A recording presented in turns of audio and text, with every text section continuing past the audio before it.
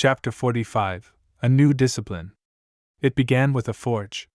Not a glowing one of hammer and steel, but a forge of mind and will, where broken rules were melted down and recast as doctrine. The shard logic boards had proven viable. The duel had shown what was possible. But possibilities alone did not guard walls or rebuild cities. And so Aerin called them. From the forges, the drafting halls, the abandoned academies. Tinkerers, former scribes, blacksmiths who talked to their tools, ruined nobles who had studied alchemy before their houses fell. And, most importantly, young minds, untrained in tradition, but eager for structure. In the grand lecture vault of the old merchant assembly, Aerin stood before 50 confused and curious individuals. Beside him stood Veyr, silent and unreadable, and a steel table bearing a single working shard logic unit. Aerin raised it, held it out for them to see. "This," he said, "is not magic. It is understanding. Pattern. Feedback. Failure harnessed." He placed it down gently. "And it is yours to master." They were not soldiers. They were not spellcasters. They became tidecasters, named for the idea that even the tide, unstoppable and eternal, could be charted and redirected if one understood its rhythm. They were taught how to wire pulses from relics, how to measure feedback strength, how to use copper thread as signal delay and refraction modulators. They developed shard-calibrated triggers, early targeting systems, primitive communication beacons. And most of all, they asked questions. Aerin smiled as one boy, no older than 14, showed him a draft that could use shard pulses to count rotations on a wheel. "Why do this?" the boy asked. "Because Sylvain makes legends," Aerin said. "We make tools." By the end of the month, the first Tidecaster Guild charter was signed. And Red Harbor had its third pillar of defense. Not army. Not spy. But engineer. Chapter 46 A Banner Reborn. The sky was ash-colored the day the new flag rose. Not from fire or omen, but from smoke, the honest kind, billowing from furnaces where workers were casting the latest iron supports for the harbor expansion. Aerin stood atop the Stonewall Bastion, the reclaimed northern gate, flanked by Morik, Lyra, and representatives from the Ridge tribes, the dock unions, the guildless traders, and the newly founded Tidecaster Guild. Veyr watched from the shadows. A hush fell as a black canvas, stitched with precision, was unfurled down the tower face. A broken crown, cracked clean down its center, and behind it, a rising flame. "Ashenhold," Aerin declared, voice carrying across stone and sea. "No longer bows to kings who have forgotten the people who built their thrones. No longer tithes to cities that send spies in the name of tribute. We do not declare war. We declare independence." He stepped back, wind stirring the edge of his coat as the banner snapped once, then again. Cheers rose. Not from nobles, but from laborers, refugees, warriors of the ash wind, and the ragged children perched on rooftops who had never seen anything like this before. A city once dying now had an identity. A banner that was not inherited, but earned. That night, bonfires blazed across the harbor. The markets did not close. The smithies sang with hammers until dawn. And far to the east, in the high towers of Sylvain, a courier delivered a sealed scroll marked in black wax. The king read it once, then burned it. Chapter 47 Letters from the Deep Court. The letter arrived on crimson vellum, sealed with the sigil of Sylvain's deep court, a tower rising from waves of flame, encircled by 5 serpents. No courier was seen. It was simply there, placed on Aerin's desk at dawn, weighed down by a single black coin, a relic from the era when Sylvain minted truths and lies with the same stamp. Aerin opened it with gloved fingers. The parchment was fragrance-bound, soaked in the scent of iron and cedar. Elegant script wound like a snake across the page. To the claimant styling himself Lord of Ashenhold. You are reminded that no lawful authority has recognized your declaration. You are further reminded that harboring relic technologies outside of sanctioned channels constitutes a breach of Imperial Accord, Sect 4. It is the judgment of the Deep Court that your banner bears no weight.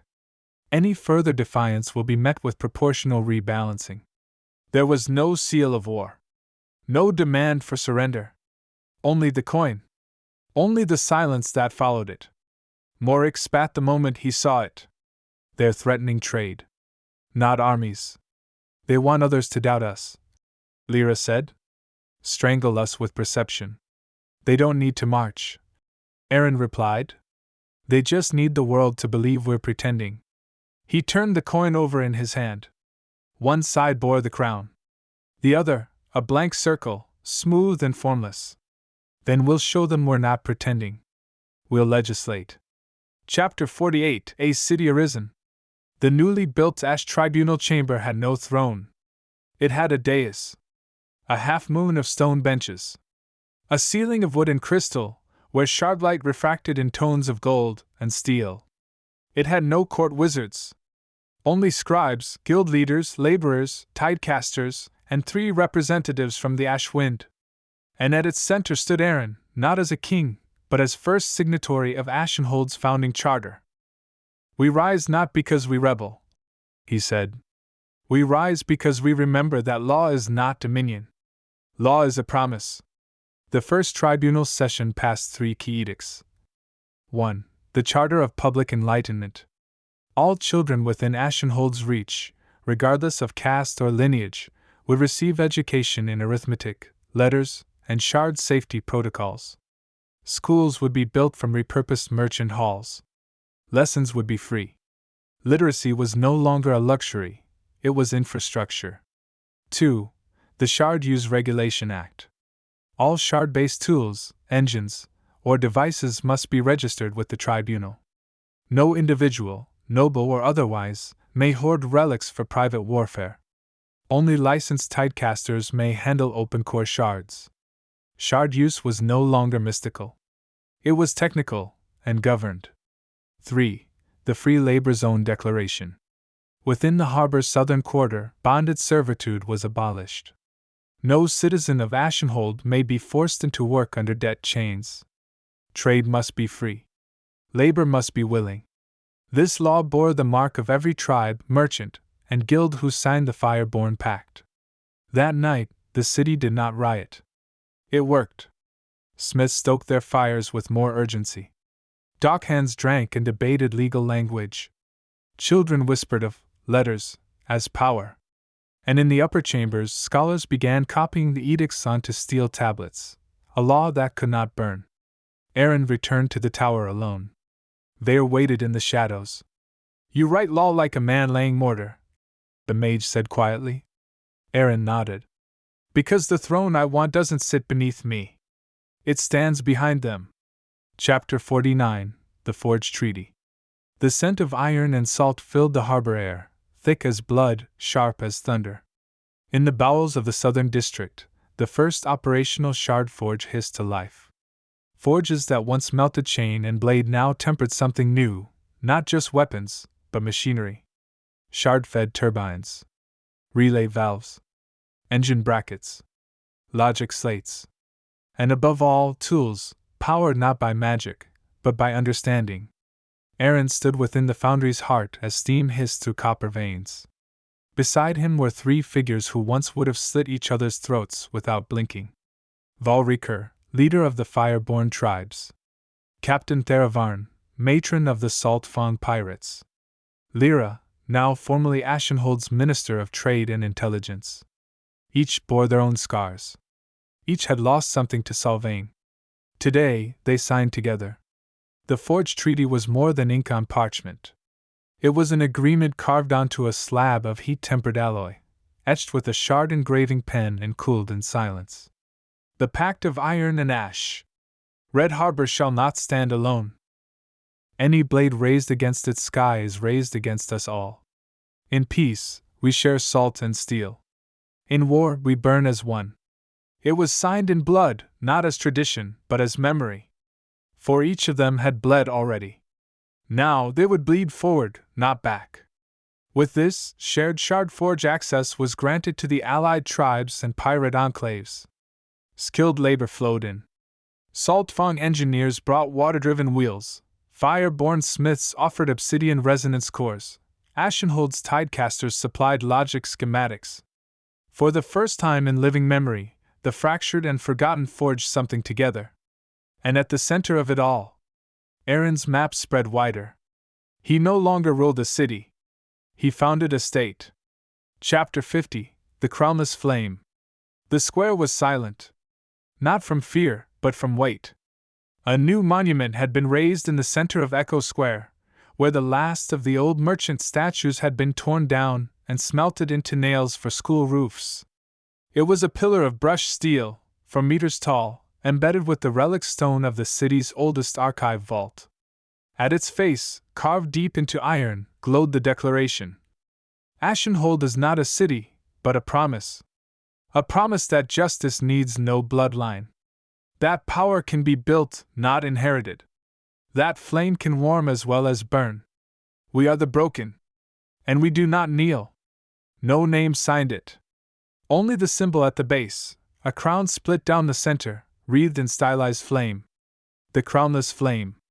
At first, the people read it in silence. Then one voice, young, cracked, full of dust, whispered, Ashenhold. Another joined. Then more. And slowly, a chant began to echo between the square's stones. Ashenhold. Ashenhold. Ashenhold. Until the name became a rhythm. Until the rhythm became a roar. Aerin. Aerin. Aerin. He watched from the balcony above, wind tugging at his coat, the echoes of his name ringing below like bells made of fire. Lyra stood beside him, arms crossed. You didn't ask for this, she said. No, Aerin replied. But I'll carry it. He turned from the balcony, his voice low. This city doesn't need a king. It needs a shield. And I will become its sword. Chapter 51, The Broken Scales. The amphitheater had once hosted executions. Quiet ones. Behind closed stone doors, muffled by coin and wine. Now, the doors stood open. Ash banners flapped in the cold harbor wind, and the half-ruined gallery was lined with scaffolds built by stonemasons and criminals alike.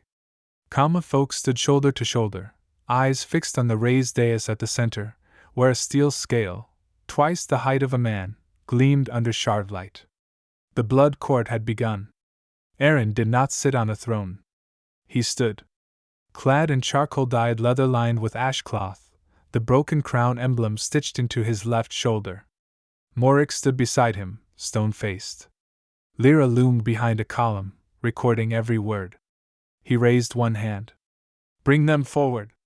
The first noble, a gaunt man with trembling hands and remnants of gold still stitched to his sleeves, was marched to the platform by 2 tide-born guards. Telon Vor, Aerin called, his voice cutting across the square. Accused of withholding grain shipments during the famine, blackmailing 6 harbor merchants, and arranging the murder of a boy who exposed your ledgers. Telon's lips twitched. He looked at the crowd. At the girl weeping silently in the front row. At the scale. The weight of the ledgers was dropped on one side.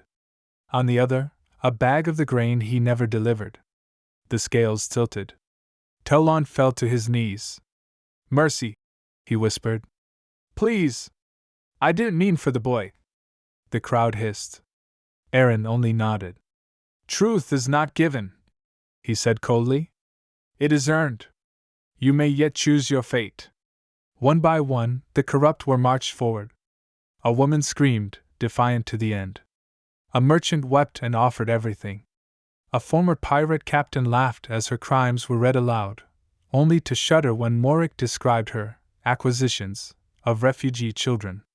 Their names were etched in the ash ledger, a public record of treason and penance.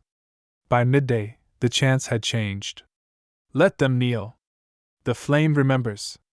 Justice, not blood. When Aerin finally stepped down, his voice was hoarse. Lyra approached, her expression unreadable. You know they'll call this spectacle, she said.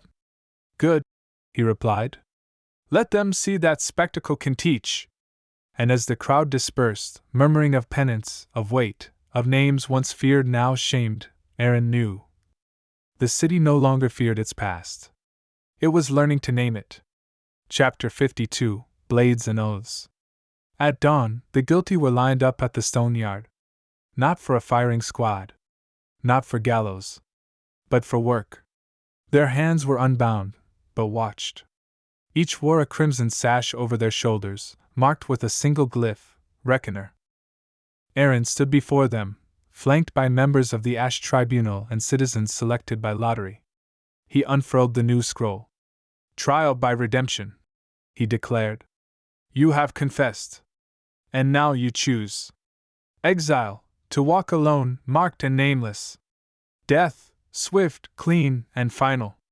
Or service, backbreaking, visible and earned. Silence. Then one of the nobles stepped forward. His once fine clothes were in tatters, but his voice still held its edge. You'd make lords into laborers. I'd make monsters into men, Aerin replied. They chose. Some refused, and were marched to the gallows in silence. Ashenhold did not cheer their deaths. The bells did not ring. But most chose service.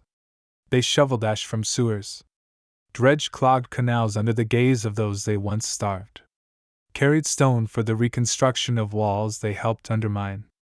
And they were seen. Children pointed at them in the street. Merchants spat when they passed. But over time, slowly, some nodded. Forgiveness was not given. But something like it might be.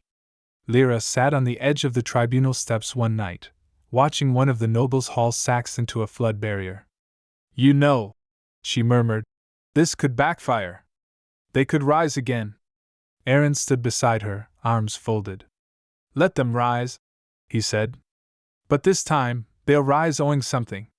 He looked toward the night sky. Pride doesn't vanish. But it can be repurposed. As the week ended, a new chant spread among the laborers, whispered first in shame, then in rhythm. One city, one weight. One flame. And on the 10th night, someone placed a second glyph beside the Reckoner rune.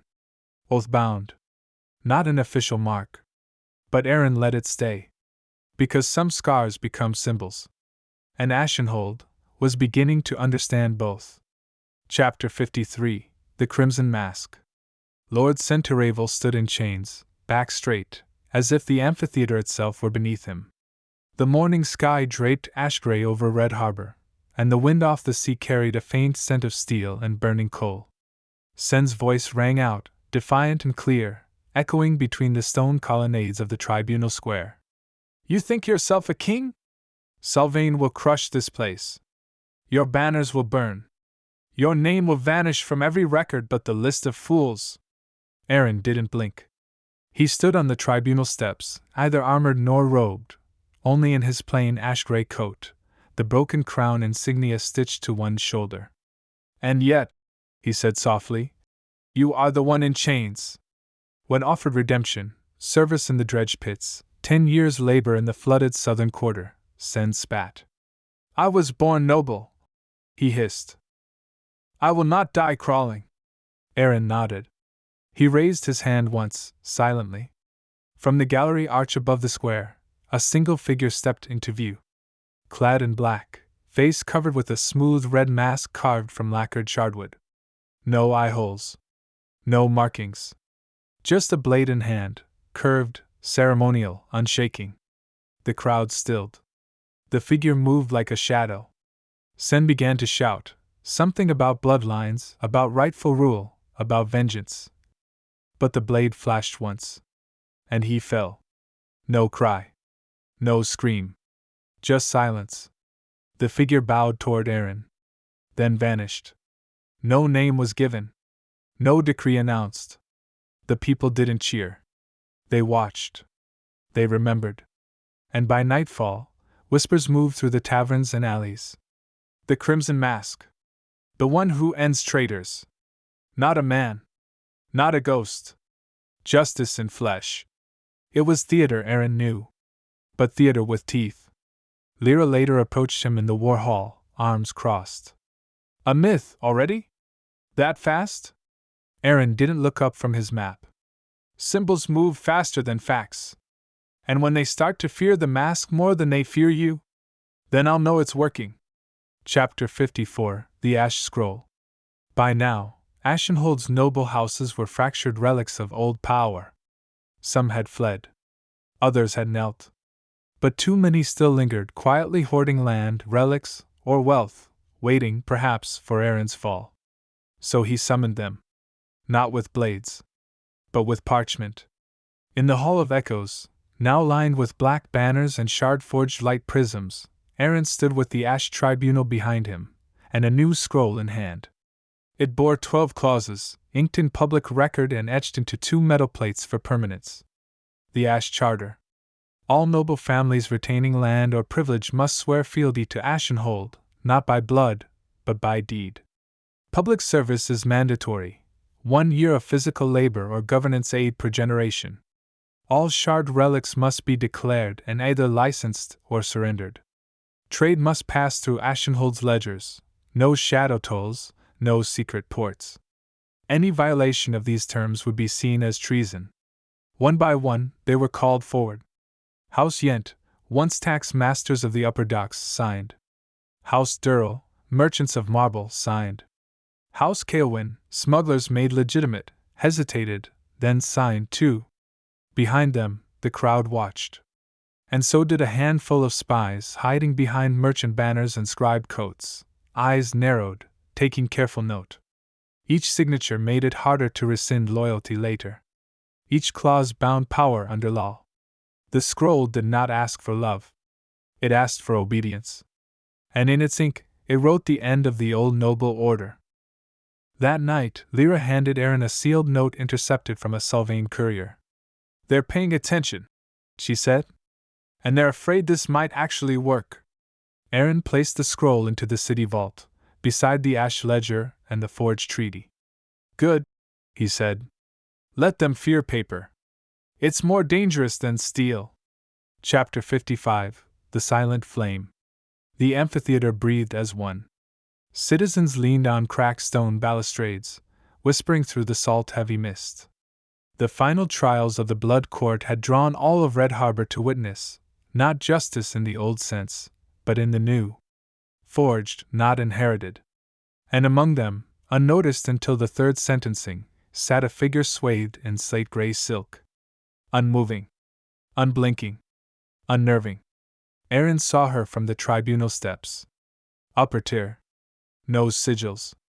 No guards. Just the veil, thin enough for the wind to lift, thick enough to obscure. Their eyes met. A second too long. Aerin's chest didn't tighten, but noticing her. That was dangerous enough. He'd stood in the face of Sylvain's ambassadors. He'd survived assassins, pirates, riots. But this was different. She wasn't here to plead. Or threaten. She was measuring.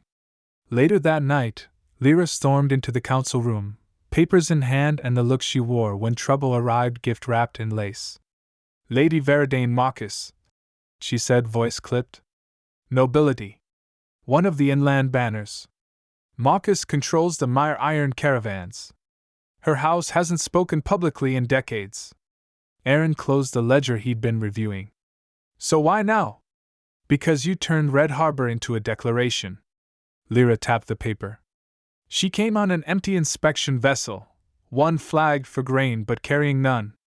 And she left the moment the last sentence was handed down. Saying nothing? Not a word.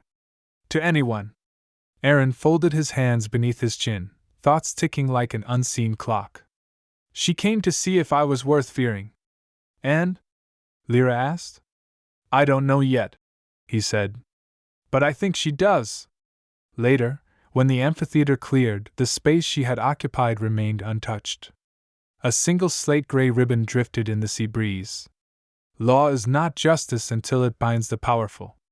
And no revolution lives until it holds its first court. Chapter 56, Salt and Splinters. The stench of the docks was not just rot, it was surrender. Broken pylons sagged into green-brown tidewater. Ropes snapped like old bone. Fishermen dumped catches beside dead rats and old gods. Mold devoured ledger books faster than accountants could ink them. And above all that decay, Aerin stood in silence. He wore no crown. But he held a ruler's burden. "Burn it," he said. The decree came at dawn, a full dockyard overhaul. Not repairs. Not facelifts. Demolition. Redesign. Reconstruction. The harbor cried out. Merchant guilds howled, claiming generational contracts, sacred warehouse rights, legacy births traced back to sea kings long dead. Shipbuilders wailed over costs. Foremen muttered sabotage. Morik slammed a fist on the war table. You'll bankrupt us before the war even begins. Then let them build their own empire. Aerin snapped. We cannot trade like kings if we dock like beggars. Within hours, plans were drafted, by his hand, sketched from the pulleys and drainage blueprints still buried in the back of a mind once human, once modern. Stone quays, with grooved channels to channel the tide. Crane systems, modeled on counterweights, not coin-fed mages. Drainage tunnels, with grates to flush fish guts before disease took root. Warehouse grids, marked and mapped for sanitary control. It wasn't magic.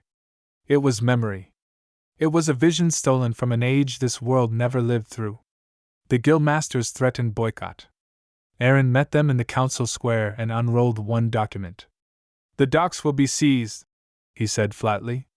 Nationalized. You'll work under the city's banner, or you won't work at all. You wouldn't dare, barked the guildmistress of Morline. Watch me, he said. Lyra called it brilliant. Morik called it mad. The builders called it impossible. Aerin called it necessary.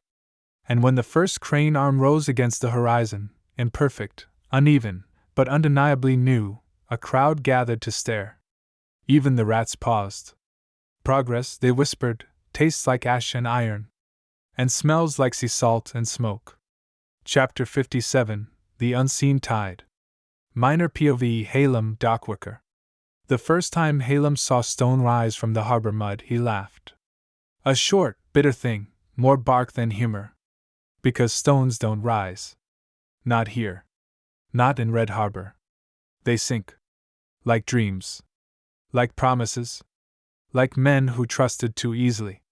He leaned on his shovel and watched the new crane groan as it lifted quarried rock into position, the ropes taut and trembling, operated not by magic, but by hands and counterweights, by pulleys etched from diagrams no guild had ever seen. And the crowd watching it didn't cheer. They stared. Halem spat into the surf. He'd been a smuggler once. Ran dry leaf and shard scrap between forgotten villages before Sylvain tax ships burned his sloop to the keel. He'd buried his brother during a plague winter and watched 3 different guild masters steal more food than he ever could. Now he hauled bricks. He hated it. But he hated dying more. The work was brutal. Digging out flooded silt pits. Moving quarried slabs by sled and calloused hand. Every rope burn was a reminder that he used to walk dock planks with coin in his pouch and curses on his lips. But as the new docks rose, so did the whispers. The broken lord gave us this job. That crane? Built with his own plans, they say. He's not a lord. He's a reckoner. Halem didn't believe in men. But he believed in roofs that didn't leak. He believed in bread twice a day, not once. And when he passed the old dock shrine, once dedicated to a sea god long drowned, he saw someone had etched a symbol in the rotting wood. The Reckoner rune. He stared at it for a long while. Then picked up his shovel. Because maybe it didn't matter who Aerin was. Only what he was doing. Revolution didn't begin with banners. It began in calloused hands. And for the first time in years, Halem grunted at the man beside him. They say it'll last this time. The man nodded. I think it already has. Chapter 58, Saltburn Fires. Fire came on the 5th night. Not from the forge. But from saboteurs.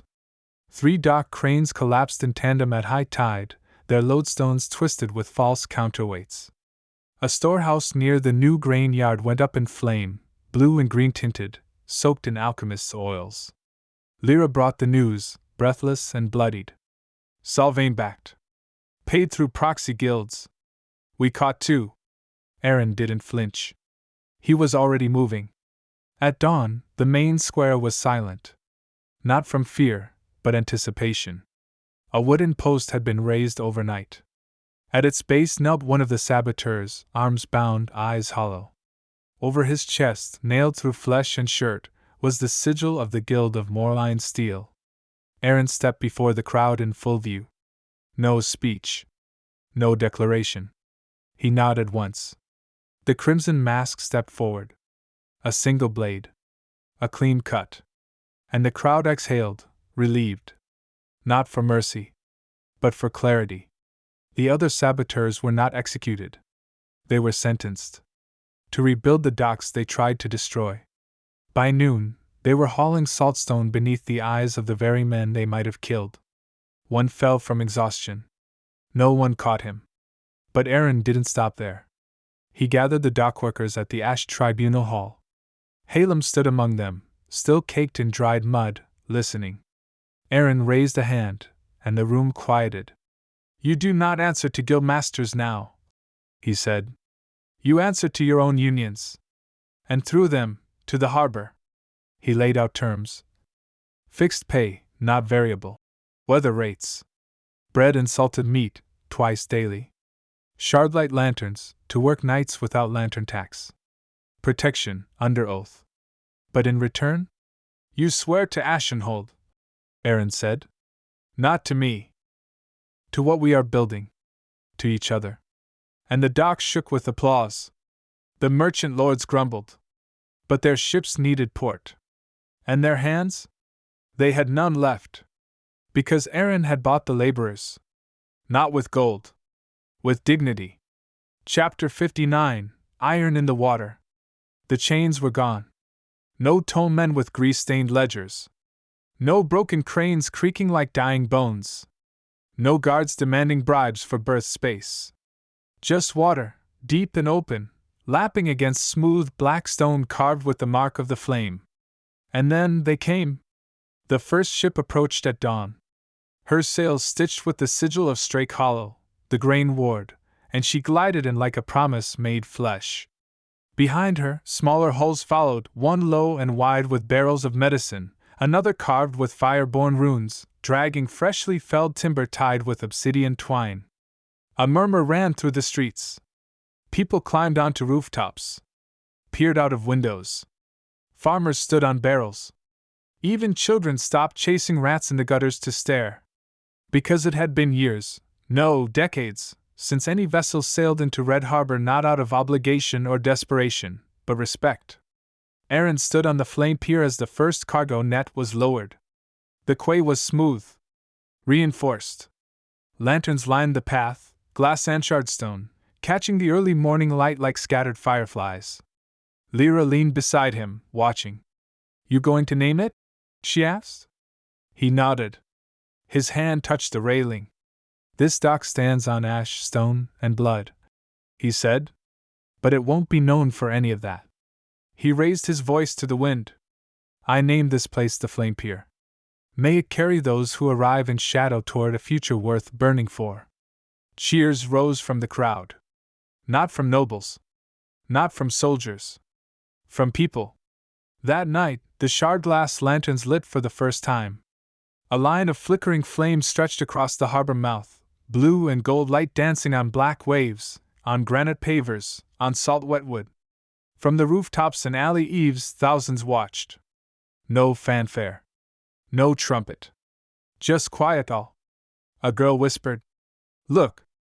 Iron in the water." A boy replied, "No. That's hope." Chapter 60, The Harbor of Tomorrow. It began as a sketch. Aerin, alone in his chambers, drawing with charcoal and oil-smudged fingers.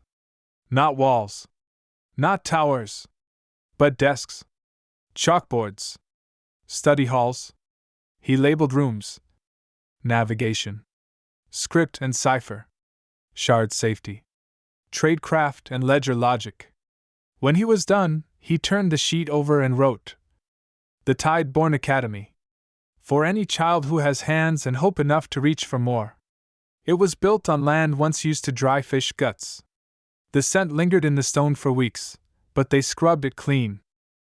Tidecasters donated wood. Fire-born artisans carved signs. Refugees laid the floors. The builders wore reckoner runes not as punishment, but pride. And when the ribbon was cut, Aerin didn't speak. He simply opened the door. And children, barefoot, soot-smudged, wide-eyed, ran inside. Lyra watched from atop a crate of ink barrels. "You're going soft," she teased. "Says the woman who once stabbed a noble for touching her scarf. He did try to take my scarf." Aerin smiled, arms folded, watching a boy try to pronounce cartography while holding the word upside down. "Give a boy a knife," he said, "and he learns to kill. But give him a map. He'll build a fleet." That night, in the taverns and quiet corners of Red Harbor, a new whisper took hold. Ashenhold. No longer a slur. No longer just a rebel city. Now, a place. A banner not of defiance, but direction. A name born in exile. And made real by hands that dared to build what even kings feared. A future. Chapter 61. The Circle Unseen. The war tower had stood since the first foundation stones of Red Harbor were laid. Its upper levels were cold, wind-worn, and abandoned to pigeons and ghosts. But beneath it, beneath a rusted grate and a stairwell that curved like a snake's spine, the true work began. Torchlight guttered against the damp walls of a long-forgotten war chamber. The air was thick with ash dust and oil smoke. At the center, a table carved from a ship's keel, bearing old sea wounds and newer scratches left by pens, knives, and doubt. Around it gathered 7 people. Lyra. 2 former imperial couriers. A fugitive scribe. A borderlands informant. A mute bard known only as Vel, whose memory was sharper than most blades. And Aerin. They were not equals. But they were necessary. Aerin unrolled a length of black parchment. No crest. No mark. Just the emptiness where policy would become shadow. "This city has walls, blades, fleets," he said. "But they're nothing if the world around us stays whole. So we're going to break it, quietly." Lyra watched him, unreadable. "And what exactly are we calling this idea?" "Not an idea," Aerin said. "A circle." Thus was born the Ashen Circle. Their purpose: foreign infiltration, rumor warfare, false diplomacy, information crafted to confuse, to divide, to rot from within. Their tools: letters no one knew were false, trade pacts never signed, voices trained to mimic, to whisper, to vanish. Their motto was never shouted, only etched into the rim of the table: "Nothing burns louder than doubt." Aerin stepped away from the flickering torchlight and placed his hand on the wall. "We don't need to win every war," he said. "We just need to make them question if they're still winning theirs." The first letters would go up by moonrise.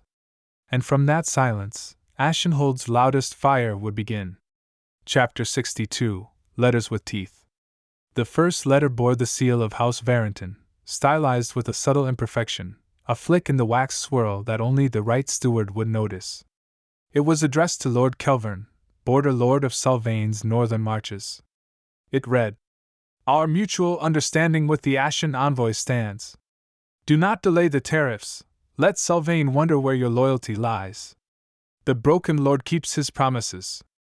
Kelvern never asked for context. He had his steward beheaded before dusk. The steward had served him 20 years. The second forged letter reached Lady Vior, matriarch of the Southern Grain Banners. "Vior, I've warned you. They will take your lands under the resource accrual decree. I've seen the ledgers. Ashenhold has offered me terms. Perhaps they would for you as well." Her cousin had never written it. But the implication was enough.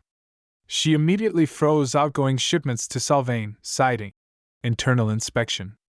3 cities along the southern coast ran short within 2 weeks. The third target, Lord Marshal Arinth, was far more calculating. His letter was cloaked as a coded excerpt, allegedly intercepted, allegedly encrypted.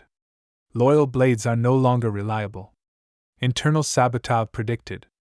The Ashenhold faction will destabilize if we act swiftly. Arinth raised no alarm. Instead, he dispatched a shadow courier, a black-cloaked messenger with imperial clearance, bound for the eastern hills to confirm, or deny, what he feared. He didn't get far. Morik caught him crossing a river path near Hollowgate. He brought the man back alive. He didn't stay that way. But he talked. He was told to verify if Red Harbor had secret support from the noble houses. Morik reported grimly.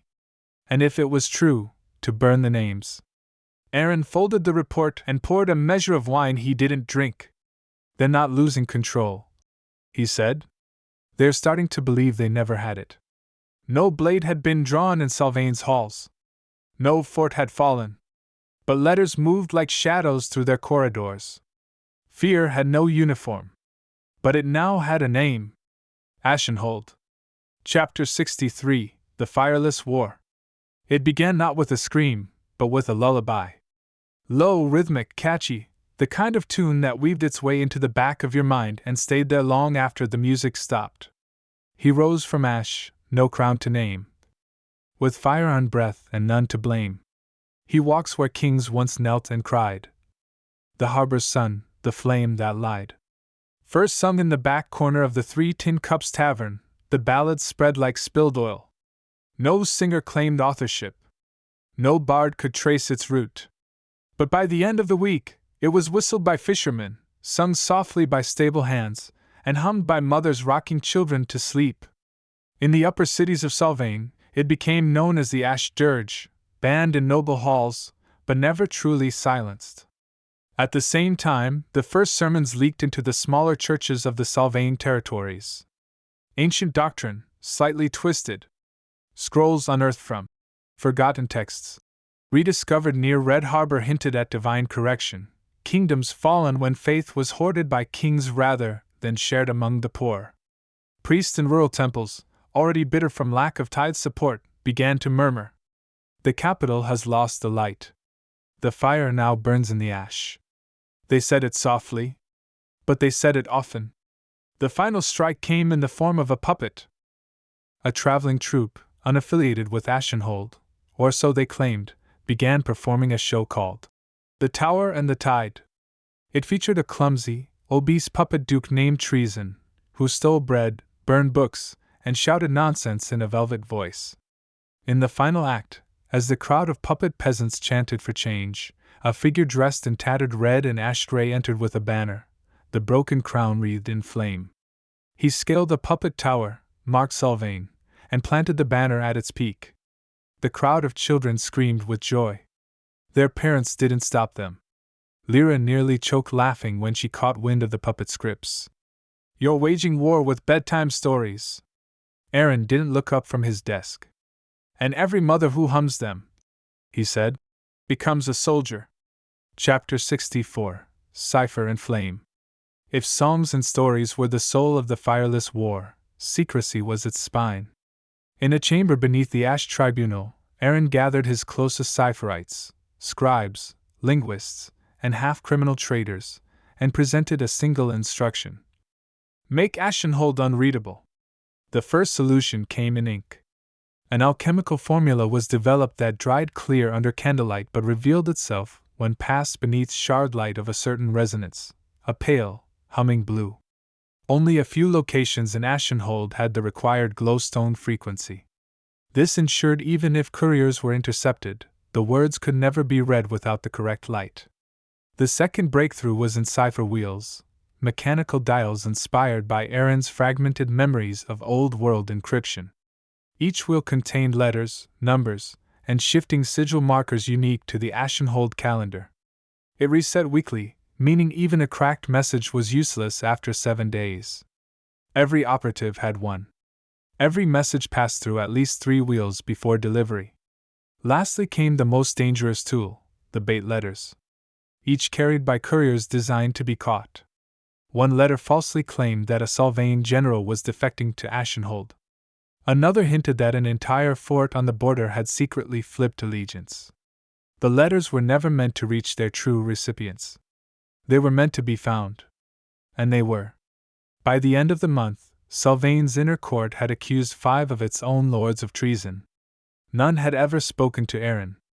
Lyra turned one of the cipher wheels slowly in her palm one night and said, "We're not a city anymore, are we?" Aerin looked out the window, toward the distant towers of the flame pier. "No," he replied. "We're something harder to burn." Chapter 65: The Quiet Collapse. The message arrived sealed in a courier's belt lining, not his satchel. Lyra slit it open with her dagger and read it once, then twice. Her brow didn't furrow. Her eyes didn't narrow. But her silence was answer enough. She slid the parchment across the war table toward Aerin. "Lord Commander Havek, accused of treason, was executed yesterday by his own men at Fort Kellen Reach. He was innocent. No charges have been made. No replacement has been named." Aerin stared at the parchment a moment too long. "Which letter did he see?" he asked. "The one implying grain shipments had been diverted with his seal. We didn't even use his name. But someone wanted a name to blame," Lyra said. "And he was close enough." The implications arrived faster than the ink could dry. The fort's men divided into factions. Half the quartermasters were recalled to Sylvain under investigation. 3 supply wagons turned back at the border, unsure of their destination. And most importantly, the frontier itself, once lined with patrols and messenger hawks, grew still. No war horns. No scout riders. Just silence. The kind that bloomed in the mind when fear outweighed loyalty. Morik stood over the city map, drawing his finger across a region now marked in soft charcoal gray instead of Sylvain's deep imperial blue. "They haven't lost the border," he muttered, "but they've forgotten where it begins." Aerin said nothing. He just circled Fort Kellenreach with his ink pen. "We don't have to take their land," he said. "We just have to make them question if it's still theirs."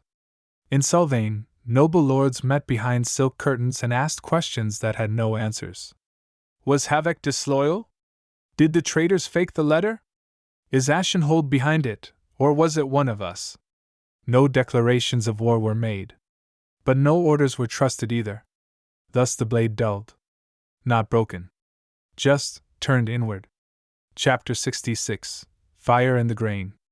It started with screams no one heard. Midnight. Windless. Still. The guards at the North Quay granary didn't smell smoke until their boots stuck to ash. Then came the shriek of collapsing beams, and the roar, not of fire, but of designed flame. Blue-green tongues licked the sky. Shard fire. Alchemist's oil.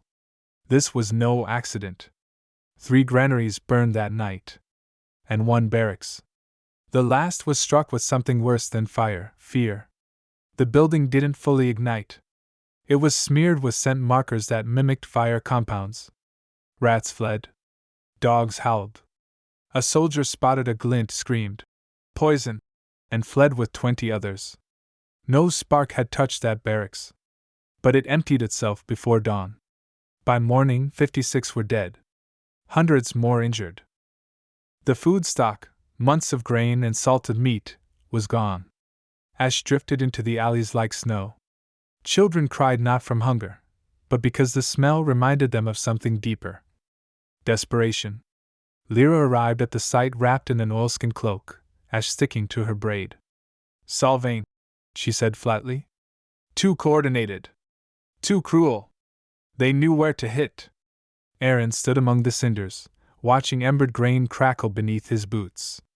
"They lit the fields," he said, "so we'd fear the roots." He picked up a handful of charred wheat and let it fall through his fingers. This wasn't about starvation. Then what? Doubt. His jaw tightened. A reminder that even fireless wars can be answered. By sundown, Aerin had summoned every quartermaster, storekeeper, and tide-borne captain. Rations would be restructured. Grain caravans rerouted from allied villages. Barter stocks released to hungry neighborhoods with the emblem of the Broken Crown stamped on every sack. And in the ashes of the Flamepire's storage quarter, Aerin ordered the first underground silo to be constructed.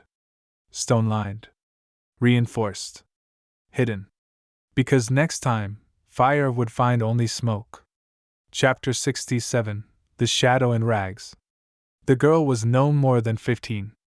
She'd been found curled behind the ruined grain silo near the southern fire line, soot-caked and trembling, a small blade clutched tight in her hand. The guards almost killed her on sight. But it wasn't the knife that stopped them, it was the map tucked into her tunic. A map of Red Harbor's storage yards. Hand-drawn, detailed, with red ink notations on supply flow and grain vault rotations. They brought her to the ash tribunal in shackles and silence.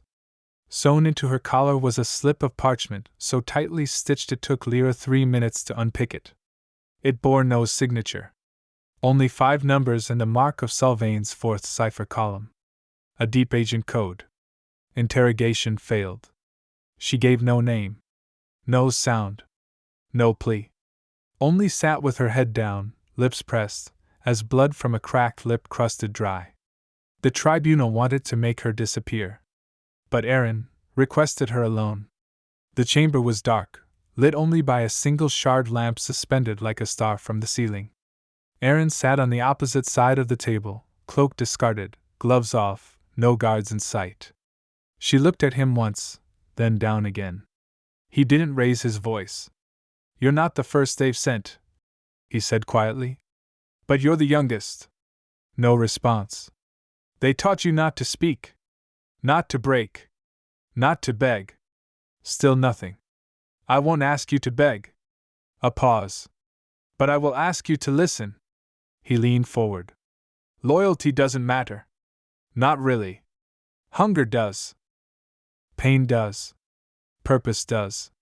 I can't offer you a clean record. I won't promise you safety. But I can give you something harder to destroy than orders." He slid a wrapped cloth toward her across the table. Inside, bread, hard cheese, water, and a map of Red Harbor's school districts. "You've been trained to burn cities," he said. "How would you like to learn how they're built?" She didn't answer that night. But she ate the bread. And by dawn, she asked for ink. Her name was Elenra. And by dusk, she had become his first double agent. Chapter 68, Flame Watch. The fires had scarred more than grain. They'd left a wound in the city's confidence. A tremor in the walls. A question whispered in alleys. What happens next time? So Aerin gave them an answer. In the plaza where the third granary once stood, he gathered his engineers, builders, shardwrights, and surviving harbor captains. He held up a map, freshly inked, crisp, layered with lines of defense and response. "We're not rebuilding for storage," he said. "We're rebuilding to survive anything." By week's end, orders were issued. Firebreak alleys carved between tight housing blocks. Watchtowers, fitted with shard lenses and alarm bells, raised at every district edge. Old cisterns converted into pressure tanks using shard pulse chambers, crude but effective. Every major storage yard now had a fire bloom sensor, a glass thread trigger that would burst at sudden temperature surges and activate a signal lantern visible from the flame pier. Then came the recruits. From carpenters. From guards. From the ashes. The first fire unit of Ashenhold. They wore coats lined with red shard plates over treated leather, resistant to heat, edged with silver trim. They carried mirrored shard axes, built to cut and reflect, used for both breach and blaze. Their name was simple: Flame Watch. The city watched them march. Not in formation, but in resolve. And when a baker's oven caught fire and south coiled 2 days later, it was Flame Watch who doused it in 4 minutes flat. They saved the shop. The baker. The boy sleeping upstairs. And when the boy asked, "Who are you?" one of them, a woman with half her face burned from the granary fires, replied, "We're the ones who stay when it burns." And in that Ashenhold grew not just stronger, but unafraid. Chapter 69, Embers and Eyes. It began with a tin whistle. Too clean. Too practiced. Lyra heard it on a routine patrol in the chapel district, drifting through the crumbling colonnades like a ghost's lullaby. The tune was one she recognized from the coded messages the Ashen Circle used to mark dead drops. A children's rhyme, twisted into cipher. But this version had a different cadence. And it was coming from an orphanage. She watched the building from a ruined steeple, 3 stories of crumbling brick and rotted shutters, a painted sign above the door that read, Mother Vena's Shelter. It looked innocent. But innocence didn't hum military cadence. And the child who lit the brazier in the yard wore a scout's gait, not a beggar's limp. By midnight she had her proof. A scribbled ledger of codes passed beneath soup bowls. Shardlight flickers in the chimney, Morse pulses in disguise. A delivery boy with an imperial tattoo half burned from his wrist. It wasn't a shelter. It was a network. She didn't hesitate. The ash blades struck before dawn. Morik led them through alley chokes and the shattered crypts beneath the chapel. The first resistance came from children, 10, 12, 14, blades tucked into boots, voices trained to cry for help in 3 dialects. Some surrendered. Some ran. Some fought. By the time it ended, 12 were captured. 4 lay dead. One girl, no older than 9, tried to burn the building rather than be taken. Her hand caught fire before Morik could stop her. He doused her with a cloak and swore for the first time in months. They were trained to die, not to live. Lyra brought the news with ash still in her braid. Aerin read it silently, then asked for their names. Most had aliases, she said. But we found scraps. Letters. Fake documents. They were still names, Aerin said. Bring them to me. The next day, the plaza was silent. 12 caskets lined the steps of the flame pier. Small. Some barely longer than a sword. Aerin stood before the crowd, the wind snapping at his ash-gray coat, his voice rough but clear. He read each name aloud. Not to shame. Not to mock. But to remind. These were not enemies, he said. They were children. Sent here to kill. Taught that death was their only future. And we, all of us, live in a world that allowed that to happen. He placed a single coin on each casket. Not as payment, but as farewell. Red Harbor didn't cheer that day. But it listened. And it remembered. Chapter 70, A City That Does Not Burn. Ash still clung to the rooftops, but beneath it, Red Harbor grew. The granaries rose again, but not as they were. These were fortresses, stone-clad, steel-braced, shard-lit, and water-ringed. Their walls were etched with fire runes, their windows sealed with blast hinges. Inside, rations were stacked not in wood crates, but in stone vaults lined with insulation and coated locks. If they burn it again, Morik grunted, they'll have to burn the sea first. The Flame Watch marched daily now, not just as responders, but as symbols. Their drills became street theater. They ran scenarios through city squares, controlled burns, bucket lines, shard hose compression drills. Children clapped.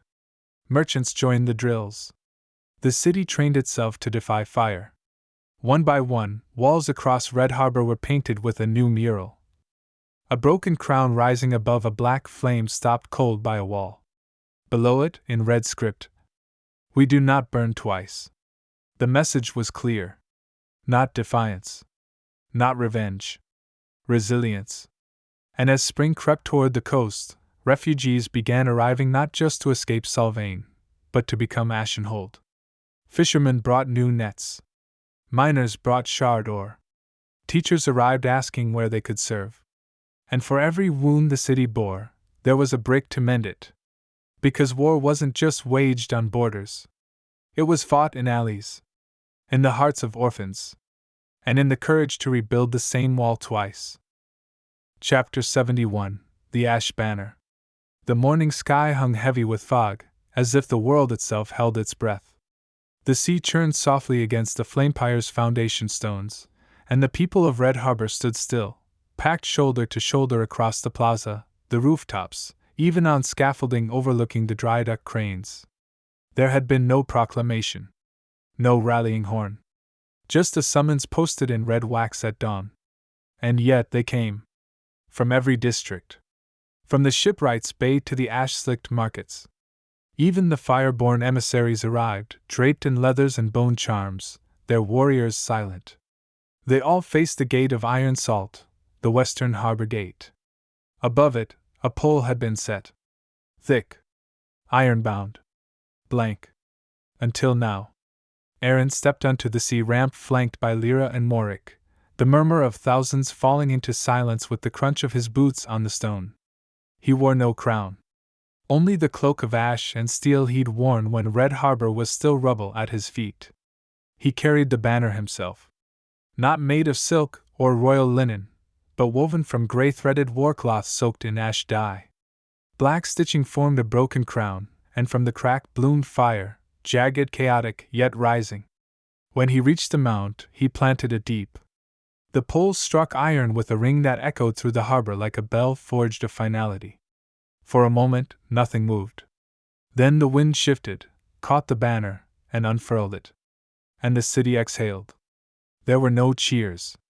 Only a quiet, rising murmur. The ash banner. It flies now. He's not rebelling anymore. They all understood. This was not a cry of rebellion. It was a declaration of existence. Behind Aerin, blacksmiths at the Flame Pier Forge began pressing the symbol into their next casting run: swords, buckles, dagger hilts. Even the old weapons brought in for repair were reforged, their previous seals burned out and replaced. The symbol was not Sylvain's to outlaw. It was Ashenhold's to define. By nightfall, the mural walls across Red Harbor had changed. Where once the slogan read, "We do not burn twice," it now read, "We do not kneel again." Sylvain's spies saw the banner, reported the color, the emblem, the reactions. But they had no words for what it meant. Because how do you report on something that wasn't rebellion anymore? How do you describe the moment when your enemy stops being a flame in the dark and becomes the fire you cannot put out? Chapter 72: The Ash Blades. The chamber beneath the tribunal was lit with no flame. Only shardlight, pale, humming, constant. Aerin stood at the edge of the war map table, watching black markers move. "Borders shift," Lyra said. "And if they don't shift, they bleed. A war without a front is no war at all," Morik added. "Then we won't give them one," Aerin said. "We'll give them knives in the dark." He called them together. Not with banners. Not with fanfare. But with a whisper that began in the slums, filtered through the guard towers, and reached out to the edge of every known law.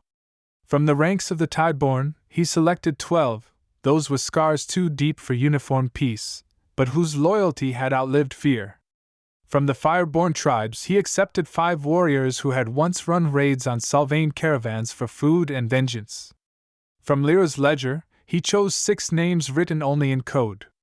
Names spoken only in old blood. And one from the docks, a woman who had once burned 3 blockade boats with nothing but pitch, glass, and spite. He called them Ash Blades. They did not march. They moved. Their creed was simple. We don't march. We cut. Their first missions were whispers in fog. A Sylvain garrison warehouse in Mire burned from within, no breaches, no traces. A noble known for funding the blockade drowned in his own bath, tub intact, lock unbroken. 3 grain shipments arrived in Red Harbor, previously headed for the capital, rerouted silently mid-journey by a courier who never existed. Every week, Sylvain flinched. Not from battle horns. From shadows. Children told tales of the Red Blade, a woman who moved like fire and vanished with the dawn. Dockhands said the gray eyes could walk across rooftops without sound and slip through walls. Soldiers began to ask, when the wind howled through the trees, "Do you smell smoke?" In Red Harbor, they were not feared. They were honored. When the Ash Blades walked through the night markets, they were offered food without asking. When they passed injured builders, hands raised in salute. Children mimicked their masks in alley games. Because every city has guards. But Ashenhold had knives sharpened by purpose. One night, after a successful raid on a Sylvain supply route, Aerin met them in the war room. He said nothing. Only placed a black dagger with a broken crown pommel on the table. Then turned and left. He didn't need to speak. They already knew. They weren't soldiers. They were scalpels. Chapter 73: The Notes of Flame. The forges had long since quieted by mourning, but the work of the city had not. In the halls of the Ash Tribunal, where once only judgments and military strategies were written into law, now came the strokes of something far more radical. Economy. Aerin stood before the Council of Trade, a circle of guild masters, salt-voiced dock leaders, and coin counters whose ledgers had never seen ink run dry for so long. Behind him, 2 ash blades stood silent, and beside him, Lyra leaned on her boothiel with one brow arched in amused skepticism. Coin is scarce, Aerin began. The metal presses have limits. Traders are beginning to barter fish for timber, salt for ink, and rope for grain. Which sounds noble, until you need to pay a blacksmith and smoked herring. The chamber chuckled thinly. But Aerin didn't smile. We cannot burn cities into ruin, then rebuild them with old systems that already failed.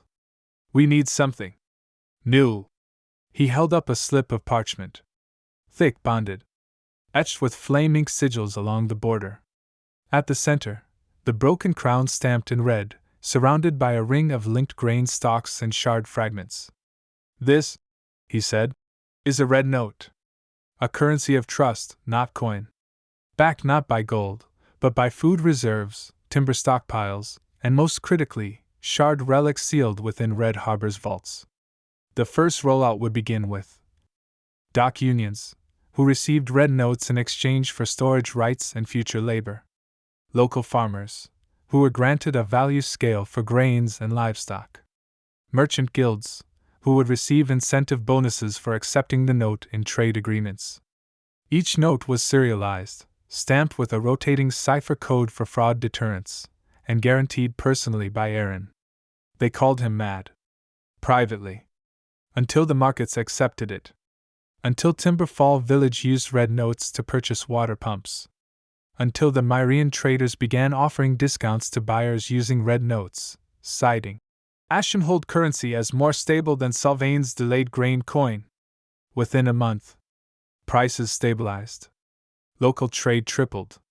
Sylvain-aligned coastal towns began quietly issuing ash notes, blatant copies with different names.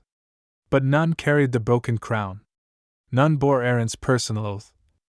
One flame. One faith. This note is backed by the hunger we will never allow again. In the city's central plaza, a merchant scrawled a new price beneath a row of salted cod. 3 red notes, it read. When a child asked what they were, the merchant answered, "Promise paper, lad. And we believe in promises now." Ashenhold did not invent currency, but it resurrected belief in its purpose. Chapter 74, The Surge. It began, as most storms do, with whispers. A wagon crested the eastern ridge, overloaded with woven baskets and oilskin bundles. A child hung from the back, clinging with tired arms, her face hollow with hunger. Then another. Then 3 more. By the 3rd day, the eastern gate guards counted 52 wagons. Over 700 people. All headed for the city once thought cursed. Lyra burst into the war chamber with sand still in her boots. "The hills are moving," she said breathlessly. "Not troops. Not scouts. People. God's damned families." Aerin didn't look up. "How many?" "Hundreds now. But it won't stop."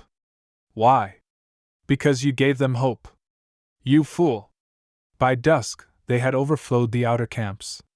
Farmers with seed pouches clutched like holy relics. Blacksmiths who hadn't had iron to shape in months. Scholars who carried books bound in cracked leather.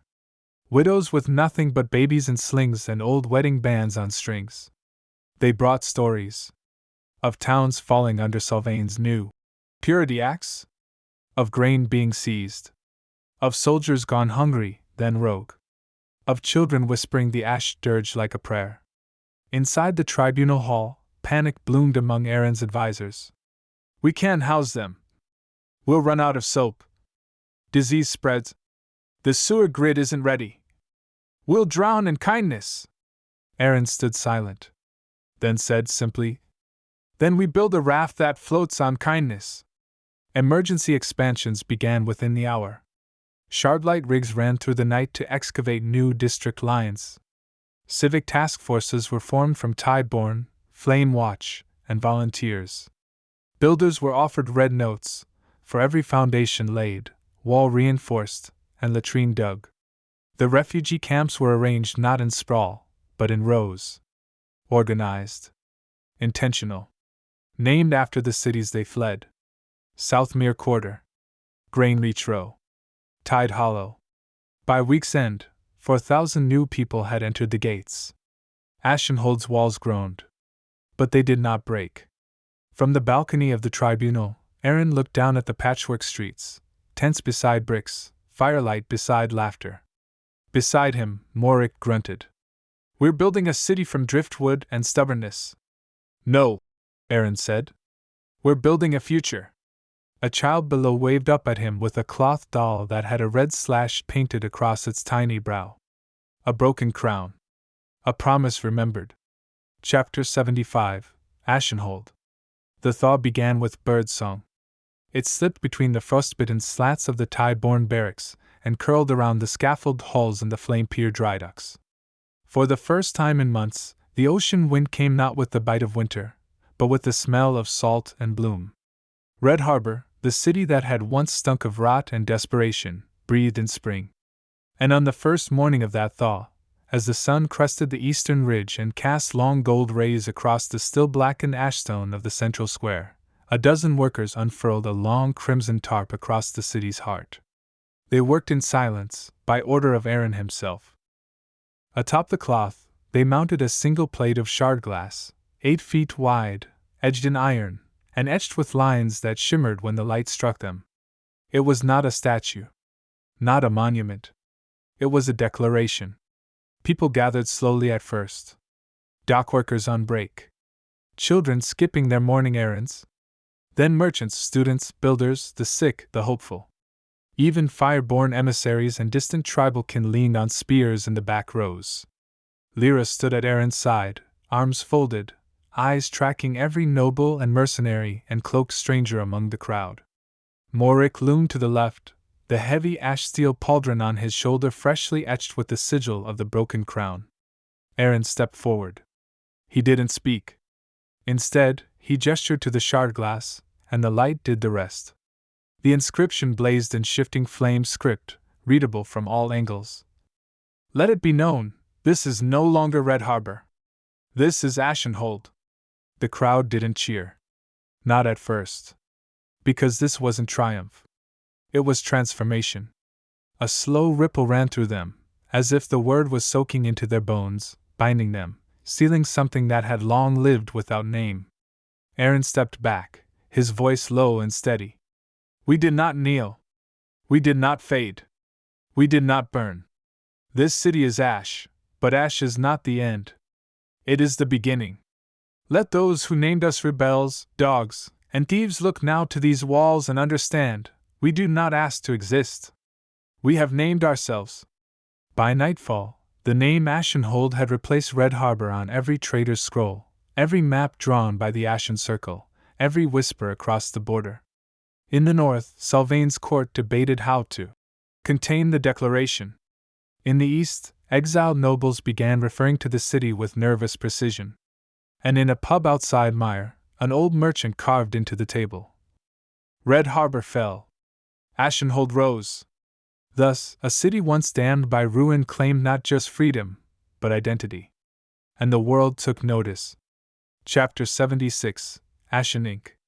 In a quiet chamber beneath the Ash Tribunal, the ink never stopped flowing. It spilled across scrolls and ledgers, across intercepted manifests and smuggled tax declarations, across diaries taken from broken manors, love letters never delivered, and ledgers scrawled in languages thought extinct. Lyra called it the Library of Ash. But the Ashen Circle called it the Spine. Aerin called it leverage. Every volume contained sins. A disgraced minor noble who purchased forbidden shard relics during the siege of Red Harbor, breaking Sylvain's purity accords. An exiled baron who owed a debt so large the interest alone would see 3 generations indentured. A matron whose daughter had been married twice in secret, once to a banned bloodline, once to a rebel warlord. and dozens more who had plotted to sell arms to both sides of the war for coin and silence. The evidence was real. The names were precise. And the timing was perfect. The notes went out by courier, by whisper, by flamelit raven and forged missive.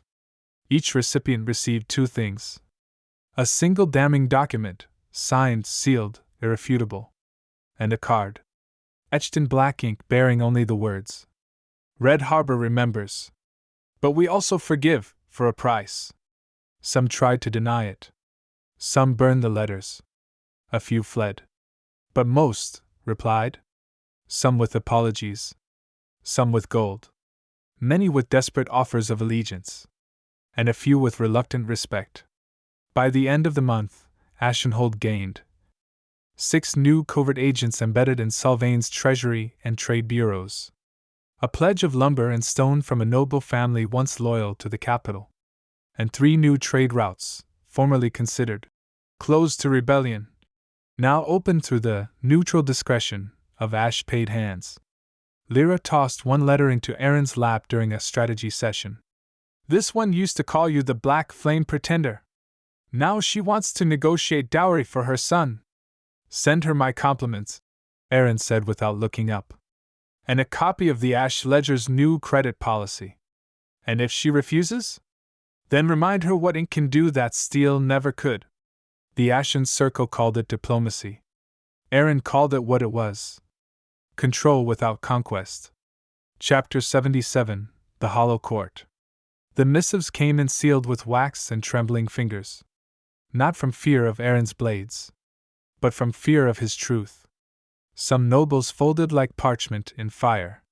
Lord Devoncourt, once a taxman for Sylvain's lesser coast, sent not only a letter of submission but 3 crates of gold, 2 master engineers from the capital's collapsed aqueduct program, and a note scrawled with almost desperate flourish.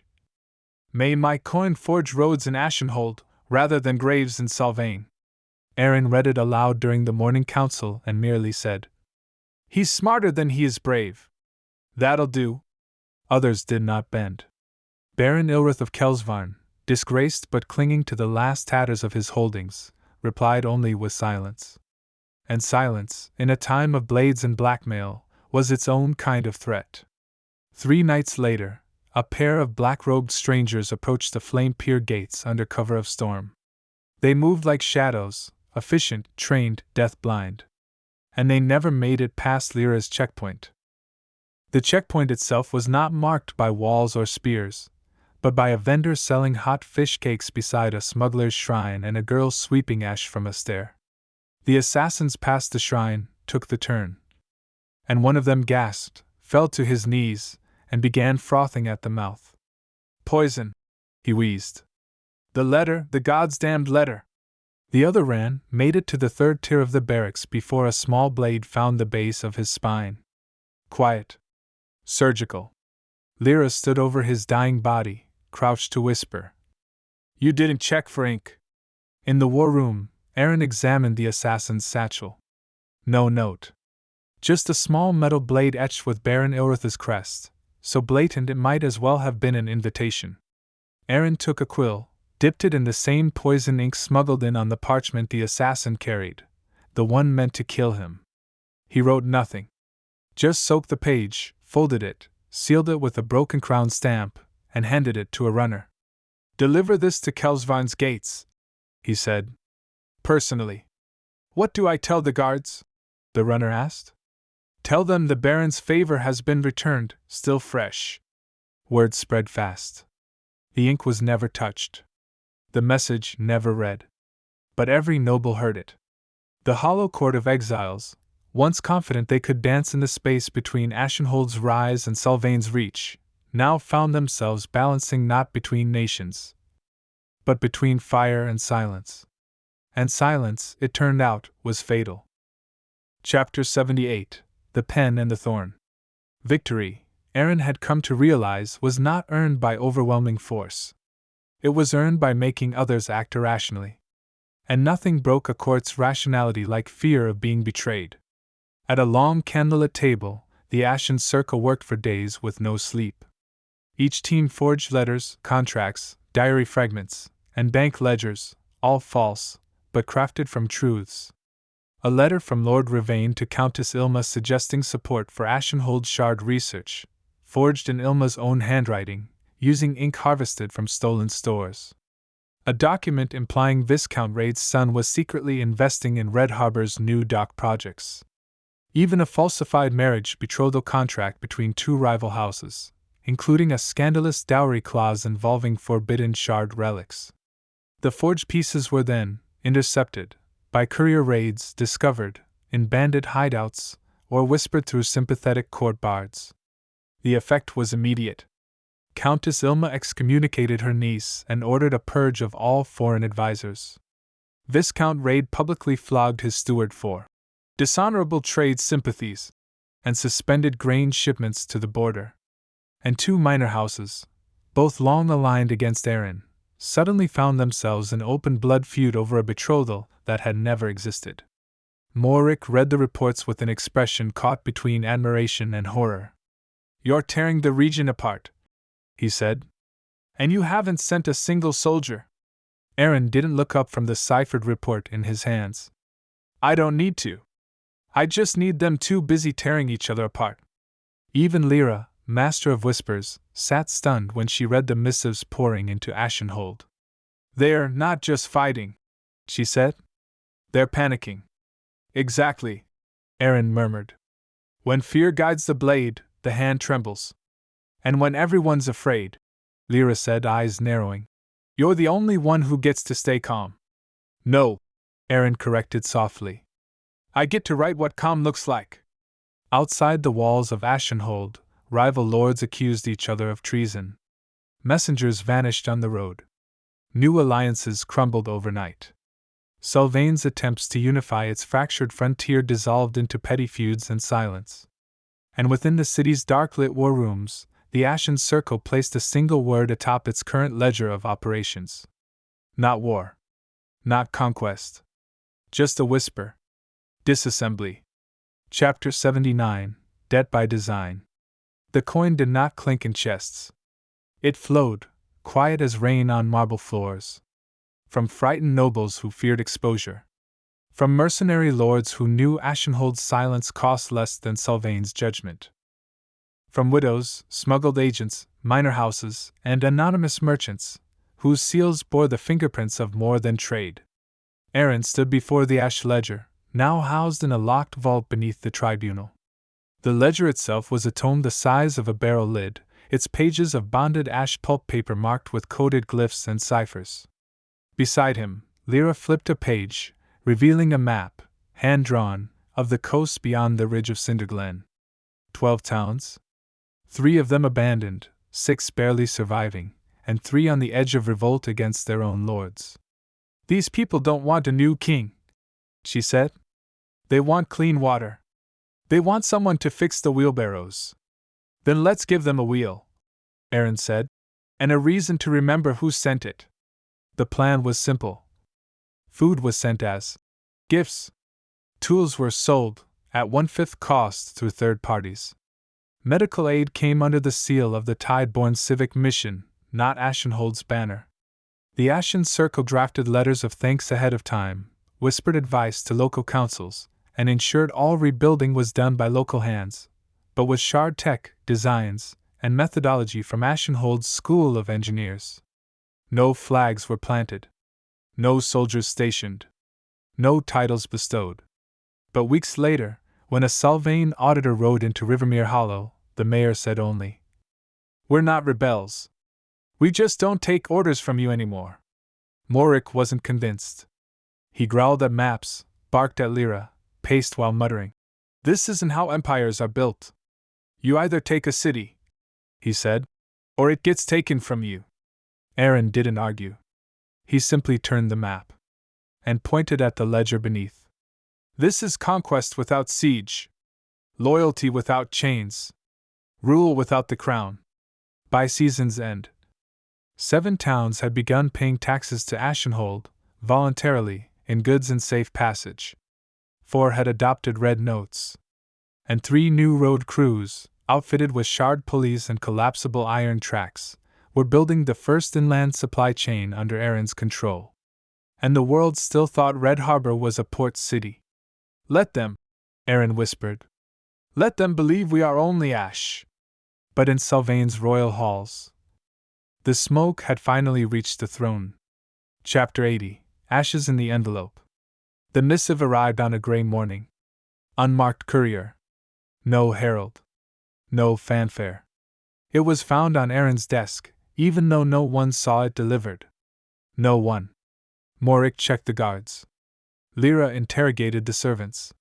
The Ashen Circle reswept the room, tested for poison, examined glyph work. Nothing. No trace of intrusion. No aura. No scent. Just an envelope. Heavy, rough parchment. No writing. But sealed in crimson wax, pressed with a sigil that hadn't been seen in Ashenhold since Aerin's exile. The Eye of Sylvain. Aerin stared at it in silence. The room had emptied by his order. Even Lyra waited outside the door. He opened it slowly. And from within, a single cascade of black ash poured across his desk, soft, clinging, fragrant with something half-remembered. Oak. Ink. Smoke. No letter. No threat. Just ash. And a seal. A message in silence. A promise in death. Aerin stared at the pile of ash until the midday sun slid across the window and cast his shadow over it. Then he whispered a single word. "So. You've decided to speak." He struck flint. Set flame to the envelope. Watched it curl. Let it burn. Then walked into the war room and said 5 words. "Call the council. No delays."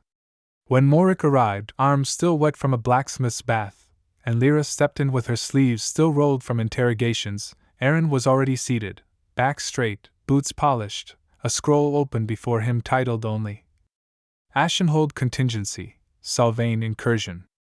"They've been patient," he said. "Now they will be thorough." "Are they sending troops?" Morik asked. "No. Not yet." Aerin looked up. His eyes burned like the seal that had arrived with ash and no words.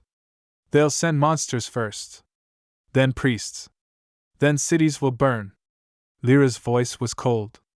"What do we send?" Aerin turned the scroll, revealing a map of the western cities. "Ideas," he said. "And the names of those too poor to be noticed, until they're too important to silence. The sword strikes once, but the pen cuts until there's no blood left to spill." Chapter 81: The Merchant's Masquerade. The town of Vesrin Hollow had once been a way station, a forgettable bend in the southern trade route, its roads muddy and its markets cracked with moss. But with Ashenhold's influence stretching outward like fingers of wildfire, it had become something else. A stage. And Lord Velindar, newly risen from obscurity and flanked by banners of silver flame and black coin, had set the stage well. The banquet was held atop the terrace roof of the old customs house, overlooking the rebuilt grain silos and recently dredged canals. Lights strung between iron sconces flickered like tiny stars, and glass chalices caught the evening sun with artificial cheer. But beneath the gold filigree and silk musicians, Lyra watched. Not the food. Not the guests. The pattern. "They copied your feast," she said lowly beside Aerin. "The trial of Bran." Aerin nodded without looking at her. "Down to the course order," she said. "Roasted hare. Pomegranate glaze. Mulled honeyroot. Even the opening harp piece." Aerin sipped his wine. "Gaze steady. It's a performance," he murmured. "And we're the audience." "Or the prize?" Lyra added darkly. Lord Velindar was young, slick with charm and wrapped in dyed robes that shimmered when he walked. A merchant's son, once disavowed by his guild for fraudulent ledgers, now reborn as a visionary patron of the Ashen Reform. He bowed deeply when Aerin arrived. "Lord of the Flame," he said, his voice smooth as cut velvet. "It is the highest honor to host the Crownless Flame himself." Aerin smiled, returned the greeting, and said nothing more than courtesy aloud. But his eyes scanned the crowd. The laughter was too rehearsed. the musicians too precise. Even the servants moved with military poise. They're watching for something, he whispered. Or waiting to see how you'll react, Lyra said. The guests included border nobles in transition, merchants with shadowed loyalties, and at least 3 minor lords who had once openly backed Sylvain but now fluttered near Ashenhold like moths drawn to heat. The food was fine, the setting impressive, but the timing of each toast, the structure of the stage, the gaze of the guards. It wasn't a banquet. It was a message. Chapter 82, A Toast to the Crownless. Lord Velen raised his final chalice as the sun dipped below the misted hills. The silver goblet caught the firelight, and everyone saw it then. The emblem of Sylvain, warped and half-melted, etched into its surface. Meant to appear defiant. Symbolic. Safe. But it was too clean.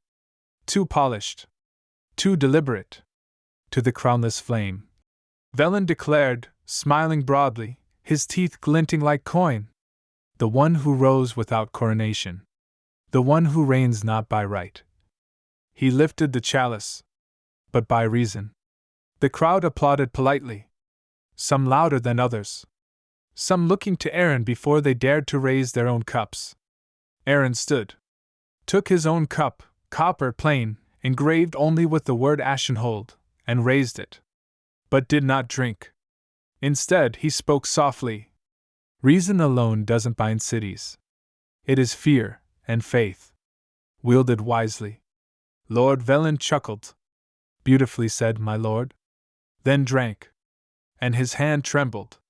Because Aerin had known from the beginning, that this was not a feast of loyalty, but a test of theater. And so he had come prepared, with a draught of Truthweaver tincture slipped not into the host's wine, but into Velen's own cup by one of the Ashen Circle disguised as a servant weeks ago. The draught was mild, harmless, unless you had something to hide. Aerin let the silence stretch as Velen's pupils dilated slightly. His posture stiffened. Sweat beaded near his hairline. Lord Velen, Aerin said, voice pleasant, you've honored us with this celebration. Perhaps you'd tell us, he smiled thinly, how you came to possess a cup forged in Sylvain's southern vaults? Velen blinked. Then, as if compelled to fill the silence, it was a gift, he said quickly. From Lady Sira Valkyrin. Before she vanished. I mean, I didn't know it was genuine. Lyra's eyes narrowed. She vanished after we fed her to the sea, she muttered. Aerin's expression did not change. And the musicians? Recruited from which guild? Sylvain's third court chorus, Velen blurted. But they defected, I swear it. I paid them in good faith. And the guards? Not mine. His voice cracked. They were suggested by emissaries. I didn't know they were spies. Gasps echoed. Wine spilled. The silence that followed was long and cold. Aerin walked slowly toward Velen, who was now visibly trembling. He placed a hand on the merchant's shoulder. You played host well, he said softly. But next time, play servant instead. And survive. Then louder, to the gathered guests. Let it be known. Ashenhold does not reward mimicry. We reward loyalty born of wisdom. Lord Velen fainted as Aerin turned away. And when he woke, the next morning, his house sigil was gone, burned from the wall. In its place was nailed a plain banner. Gray. Empty. Silent. Ashenhold's judgment was not always loud. But it was final. Chapter 83, The Silver Web. The feast had long since grown quiet. The wine had turned sour on the tongue. The harpists plucked only to fill the silence. And Lord Velendar, once flushed with victory, now sat pale and sweating under a dozen eyes, none of them friendly. Aerin rose slowly, glass in hand, and smiled. I must commend you, Lord Velen. Not simply for the hair, which was passable, but for your taste in performance. Every moment tonight was a mirror of my own celebration in Ashenhold. Remarkable. Polite applause. Tight. Hollow. Aerin's eyes didn't leave Velen's. I do wonder, though. He swirled the glass. Did you also model your ledgers after mine? That got the room's attention. Velen blinked. I pardon, my lord? Aerin clapped. One of the Ashen Circle stepped forward, a silent figure in merchant robes, bearing a scroll sealed with black wax. Let's read a passage together, shall we? The scroll was unfurled. Aerin read, voice steady, almost amused. Shipment number 1142, 10 crates of grain and 7 barrels of dried fish. Destination, northern outpost near Greymarch Keep. Marked as tribute to the Ash Court. He looked up. Strange that. We have no holdings at Greymarch. But Sylvain does. Murmurs. A few guests stiffened. Velen tried to smile. Surely a clerical. Aerin cut him off. Payment number 27, 500 red notes transferred to House Sylvain's bonded couriers, routed through false merchant front in Vesserin Hollow. Marked as dock maintenance fees. More murmurs. One guest quietly pushed their plate away. Another adjusted their chair, preparing to leave. But Aerin continued. Special authorization, temporary travel visas issued to 6 foreign agents, under fabricated credentials. Notified under Merchant Code Crescent Talon.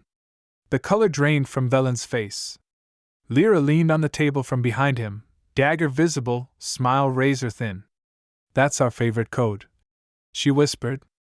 Sylvain uses it when they send someone to slit throats quietly. Velen stood. I was coerced. The court, they had leverage. My family. Your family lives in lands under our protection, Aerin said flatly. Their only danger now is your name. Velen panicked. He turned. Bolted. A foolish move. He reached the threshold. And found Morik standing there, one eye narrowed, blade still sheathed. Sit down, the old soldier said. Velen didn't listen. He never made it past the second step. A net of silver wire, enchanted and silently cast, shimmered from beneath the banquet rug. It sprang like a web, coiling around his arms, legs, throat, pulling him to the floor in one humiliating crash. Gasps rippled. One noble lady fainted into her husband's arms. And as Velen writhed in panic sobs, Aerin walked slowly back to the table, poured himself a fresh glass of wine, and sat. Dessert, he said. Now. Chapter 84, A Toast of Ash. No one left. No one dared. And so, as the servants hesitated, Aerin gave a soft nod, and Velen was lifted, limbs bound in gleaming silver wire, and handed a tray. Porcelain plates.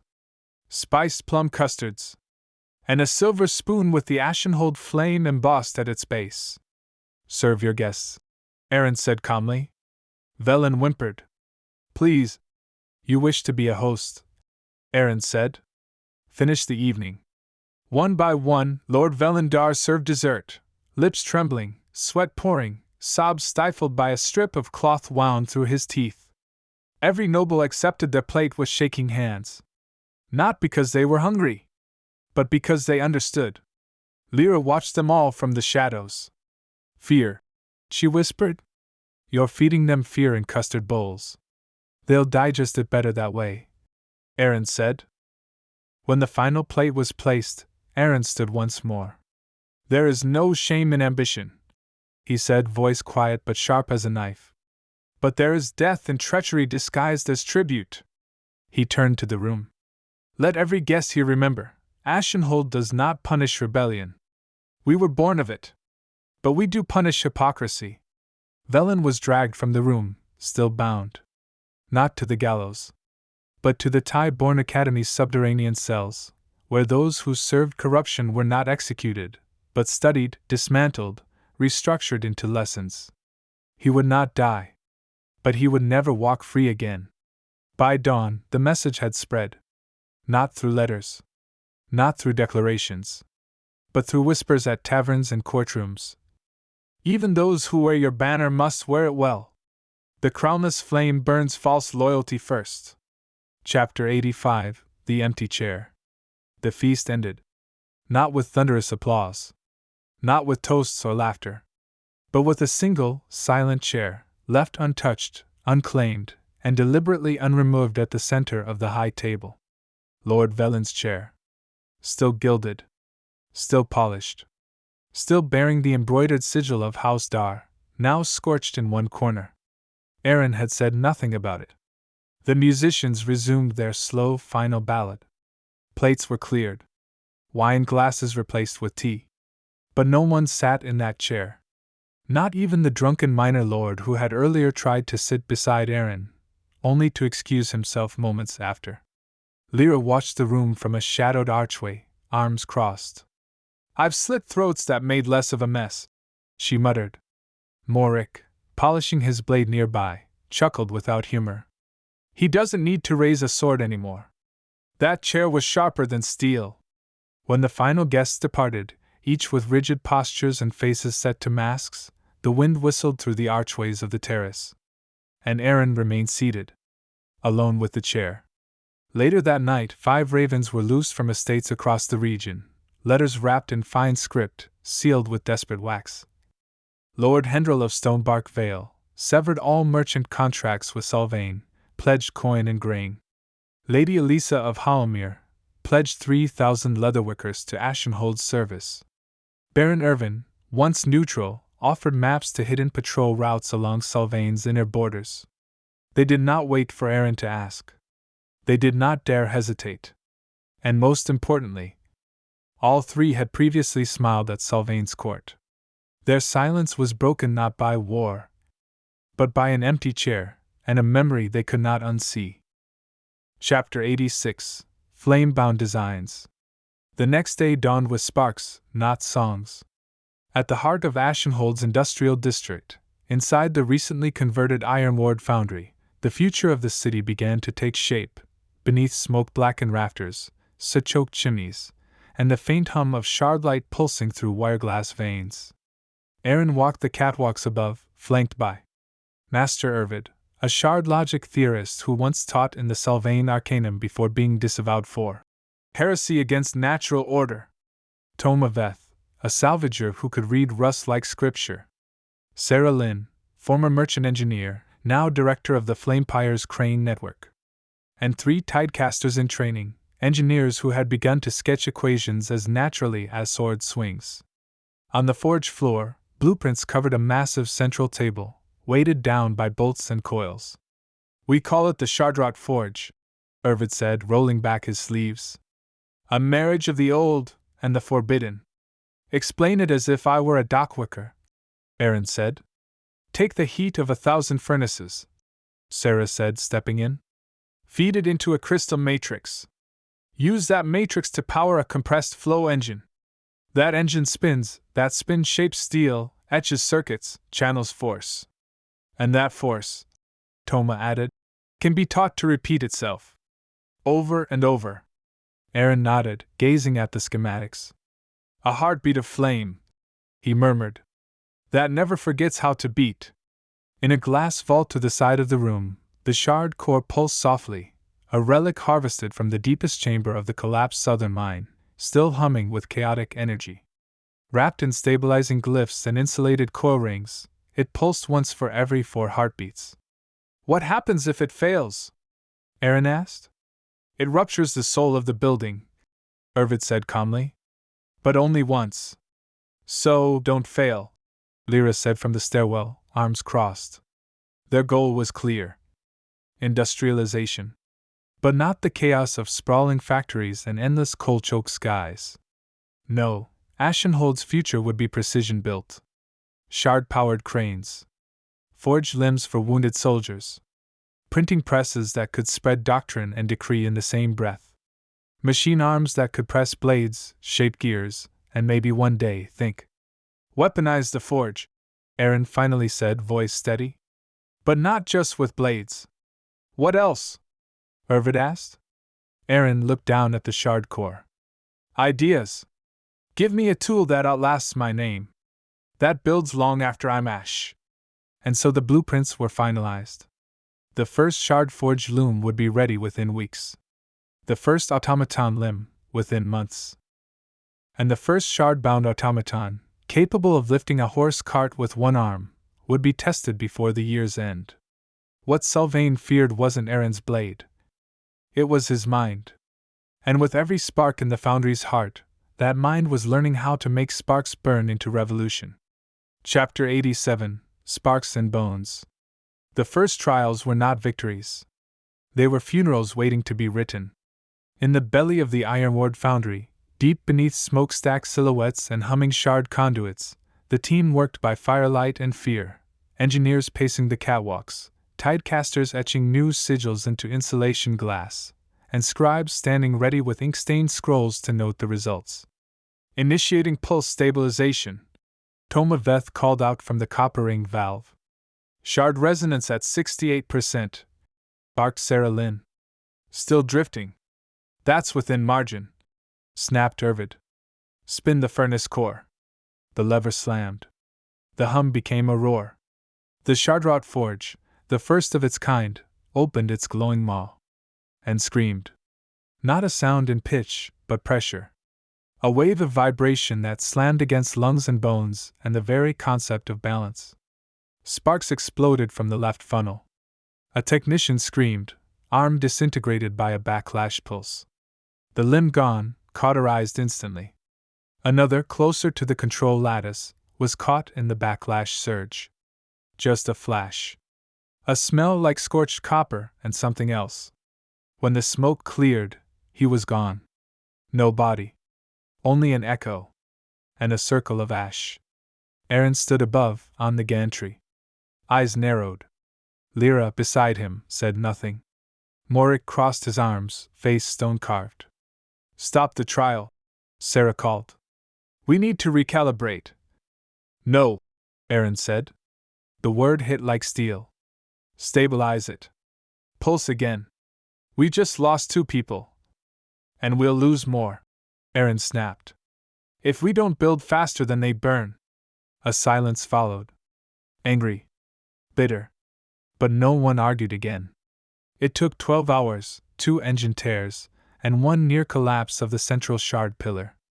Then, the hammer dropped. Not by hand. Not by command. But by rhythm. Thunk. Perfect arc. Precision strike. The hammer's automaton arm withdrew. Reset. Thunk. And again. And again. Until the steel bar beneath it glowed red with surrender. We're casting, whispered Irvid breathless. We're shaping, said Sarah, tears streaked with soot. We're building, said Aerin. At last. By midnight, 4 hammers moved in concert. 2 gear presses began flattening iron sheets. The shard welders hissed, sealing plating to plating. And in the lowest chamber, a heatless pulse engine hummed, not a sound of fury, but function. Ashenhold had taken its first step into a new era. Not with a scream, but with a hammer's calm rhythm. Chapter 88, The Iron Refrain. The forge didn't sleep. Neither did the city. By the next dawn, the first crates had been filled, not with gold, or scrolls, or desperate requests, but with product. Reinforced armor plates, pressed and etched with the Ashenhold sigil. Farming blades, curved and precise, each honed to identical standard.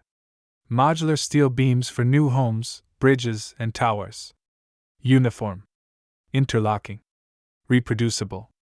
The Iron Refrain, Aerin called it. Because they sing the same note, he told his council. Over and over. Until the song drowns out Sylvain's anthem. Red Harbor, no, Ashenhold, was no longer a city rebuilding itself. It was a city producing itself. Replicating. Spreading. At the Flamepier docks, new cranes moved more swiftly. At the Tideborn Academy, students trained with standardized tools. In the Ash Tribunal, new law codes were printed, not handwritten, and distributed daily across districts. Everything accelerated. Everything aligned. Even the markets, once wary of red notes, now clamored for them. Because unlike coin, red notes came with tools. And tools, now, were the currency of progress. The Iron Refrain sounded like hammers in rhythm. But beneath that noise, something deeper echoed. A song not of war or revolt. but of design. And far away, in the marble halls of Sylvain, where every blade was still handmade and every speech inked by trembling scribes, they finally heard it. And they began to fear the sound of order. Chapter 89: The Black Chain Accord. The forge no longer breathed smoke alone. It now breathed language. It spoke through steel contracts, etched in fire and witnessed by the tide of men and women who had once called themselves replaceable. They were no longer. The Hall of Echoes was crowded that morning, not with robed nobles or gold-ringed lords, but with the rough hands of Ashenhold. Dockworkers in thick gloves, their calluses stained with salt and grit. Smiths, bearing blackened aprons and red-hot tempers. Runners, young and old, from the flanker districts who hauled gear or coal for a day's bread. They stood beneath the high ceiling of shard glass, the first commoners ever allowed to do so without chains or lashes. Aerin stood at the head of the table, not seated, but upright. Beside them. Behind him, Morik stood with crossed arms, and beside him, Lyra read the clauses aloud in clear, calm tones. Clause 1. No worker shall be pressed into service without consent, compensation, and shard risk awareness. Clause 2. Accidents resulting from equipment or design failure will be investigated by a neutral tribunal composed of both guild and city representatives. Clause 3. All forge output shall be revenue-linked. 10% of earnings shall be distributed among production crews, according to contribution, not bloodline. Clause 4. A union seal shall carry the weight of law within its own trade, unless challenged in open court. A pin could have shattered the silence. Even the crackle of the forge fires outside seemed to still. And then the smith master, Kair Drumman, stepped forward, a mountain of a man with arms like warped anvils and a voice that could split timber. He looked at the scroll. At Aerin. Then, slowly, he dipped his hammer's pommel in black ink, and slammed it onto the page. Thud. The dock union leader followed. Then the forge cleaners. Then the engineers' apprentice guild, barely a year old. And with each stamp, the scroll gained weight, not in parchment, but in promise. We call it the Black Chain Accord, Aerin said to the gathered assembly. Not because chains bind you, but because your work now binds this city together. There were no cheers. Just nods. Tears. A few hands rising in silent salute. That night, across Ashenhold, shard lanterns flickered not just from watchtowers, but from smith homes. From dock kitchens. From union halls. From the tide-born academy dorms. Not because it was safe, but because it mattered. And far away, in Sylvain, the silence grew deeper. But in the hills, something stirred. Chapter 90: Echoes of Industry. The first signs came in the form of whispers. Not soldiers. Not declarations. Just quiet. A convoy that should have crossed the southern ridge was missing. A merchant caravan known for Sylvain's silk changed routes, avoiding Ashenhold completely. And in the skies near the borderlands, Ashenhold scouts reported strange black specks on the horizon, like beetles frozen in place. War machines. Morik muttered, kneeling over a sketched report. Staged, added Lyra. Too visible to be secret, but too early to march. Then they're measuring us, Aerin said. We taught them to fear the pen. Now they're wondering if they should still bet on the blade. Aerin stood alone in the central forge yard. The sun dipped low, turning shard glass to flame, and hammer arms echoed in the yard's rhythm, machines born from ash, now singing in iron. Thunk. Thunk. Thunk. Steel on steel. Heat into form. Rhythm as prophecy. Aerin breathed in smoke. Sweat. Victory. And the unspoken weight of inevitability. They will come, he said. They'll send engines of war, perhaps even gods in robes. But they'll find a city that bleeds sparks, not apologies. A city that does not kneel. Behind him, the iron refrain echoed on, arms moving not for gold, not for nobility, but for a future none of them had been born into, yet chose to build anyway. The age of kings was gilded in lies. But the age of fire? The age of fire was forged. One swing at a time. Chapter 91: smoke over the hollow. The raven came with ash on its wings. It arrived before dawn, its claws scraping the stone sill outside Aerin's study. The message was tucked under the thin leather band at its leg, sealed in mud and blood, not wax. Morik was the one who untied it. He didn't speak. He simply held it out. Aerin read the words once. Then again. And a third time, not because he doubted them, but because something in him wanted to believe they'd shift if he stared long enough. They didn't. Strake Hollow burned.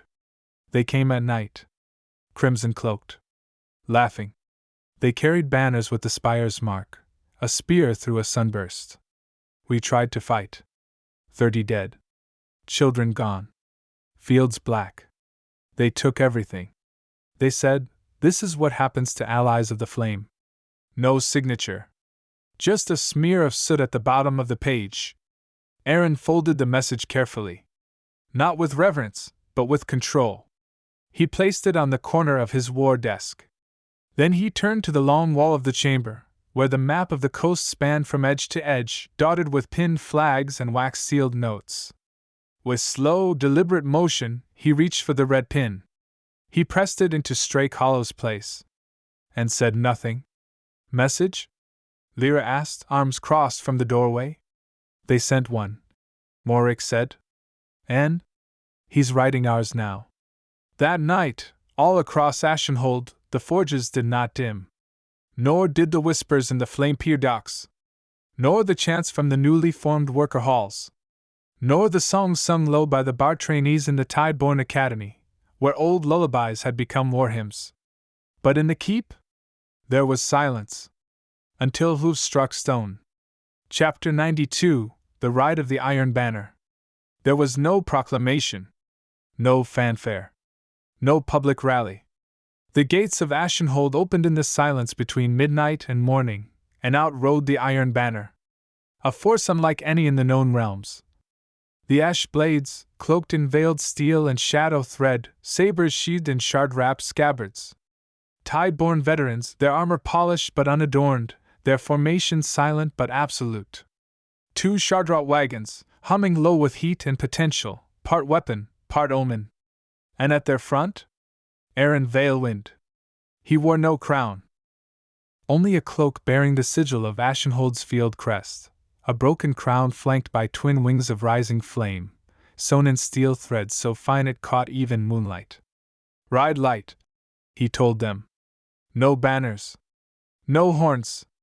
"Why?" asked Elenra, now grown sharper with training and duty.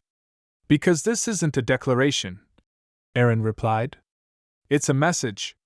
They reached the outskirts of Strake Hollow by the second dusk. The wind still stank of ash. Trees were half-charred, the soil scored with boot lines and blood. The barns were burned out from the inside, as if someone had lit the hay to trap those sleeping within. A child's doll lay on the edge of a well, its face melted into wax. The Order of the Spire had not come for conquest. They had come for cruelty. But they had it left. In the remnants of the town's alehouse, a once charming wood-beamed structure now reeking of ale, fire, and death, the raiders still drank. Their red cloaks were tied to the walls like trophies. They had hung the sigil of the broken crown upside down above the door, and laughed each time someone passed beneath it. They didn't see the ash blades until it was too late. The first sound was not steel. It was steam. A hiss from the treeling. And then, the shriek of a shard chain pulley unwinding. The first spire raider hit the ground mid-joke, a shard bolt through both knees. The second never screamed, just vanished into the dark as Morik's blade caught his throat on the turn. Then came the doors, bursting inward. And Aerin, in the firelit silence of that twisted tavern, walked in through the front door like a ghost born of fury. "I don't want names," he said, calm, measured. "Only one thing." He reached behind him and let his hand fall. Lyra tossed him a folded flag, the torn spire banner from above the door, still damp with drink. He dropped it into the fire. "Tell your commanders," he said, to the one raider left alive. "You don't burn what's ours and walk away. You don't raise our dead and call it mercy. Tell them the Crownless Flame does not forget." The survivor was sent back blindfolded, teeth shattered, and carrying a stone etched with Ashenhold's new sigil. By dawn, the Order of the Spire would know. Strake Hollow would be rebuilt. Its survivors would return.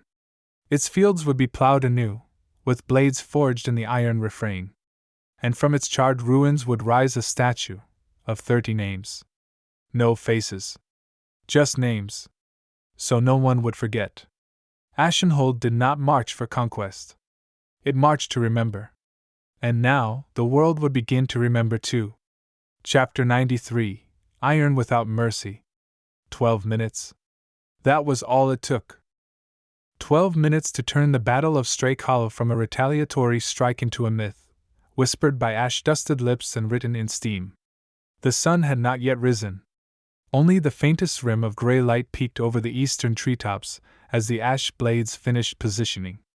Morik stood with one hand resting on the flank of the Shardot siege bow, its string thrumming with residual shard energy, humming like a lion preparing to roar. 3 shots, he murmured to the young operator beside him. Then reload. But we won't need more than 3. From the ridgeline above the village, Aerin raised a single hand. The drone, barely larger than a sparrow, its body encased in light-forged shard glass, lifted off from his shoulder and darted into the air. Its lens dilated. Its record crystal began to spin. Begin, Aerin said, his voice barely more than wind. The first bolt struck the enemy's outer barricade, shattering it like a child's brittle toy. Wooden planks exploded outward, burying 2 sentries in a rain of splinters and blood. The second bolt punched clean through a tower post, slicing the ladder in half and sending 3 scrambling men into the mud below. The third bolt, a shard-tipped incendiary, detonated just above the center of the enemy campfire. The resulting shockwave silenced all laughter, all music, all pretense of order. Then the hammerlimbs came. Automated arms, salvaged from the Ashenhold forges and strapped to reinforced wagons, rolled down the slope behind the siege team. Their arms whirled like clockwork giants, each swing calibrated for maximum kinetic force. When they hit, shields cracked like dry bone. One hammer struck a raider in the chest so hard his spine tore through his back. And still, no one from Ashenhold spoke. Not until Aerin walked through the shattered archway, boots wet with ash and blood, his cloak heavy with dew and steel thread. The enemy commander, a broad-shouldered brute named Harn Veldhorn, once a knight of Sylvain, spat at Aerin's feet. "You'll be ash before the year ends," he said. "The spire rises eternal." Aerin did not respond with words. He responded with steel. One stroke. Veldhorn's head struck the mud with a wet slap. A moment later, Aerin planted the Ashenhold banner, the broken crown of flame, into the severed neck's place. The survivors, raiders, mercenaries, a few pressed commoners, fell to their knees. Slowly. Without command. No one spoke. But the message was written into the dirt in blood and iron. Ashenhold does not retaliate. It ends things. And every moment was caught on drone crystal.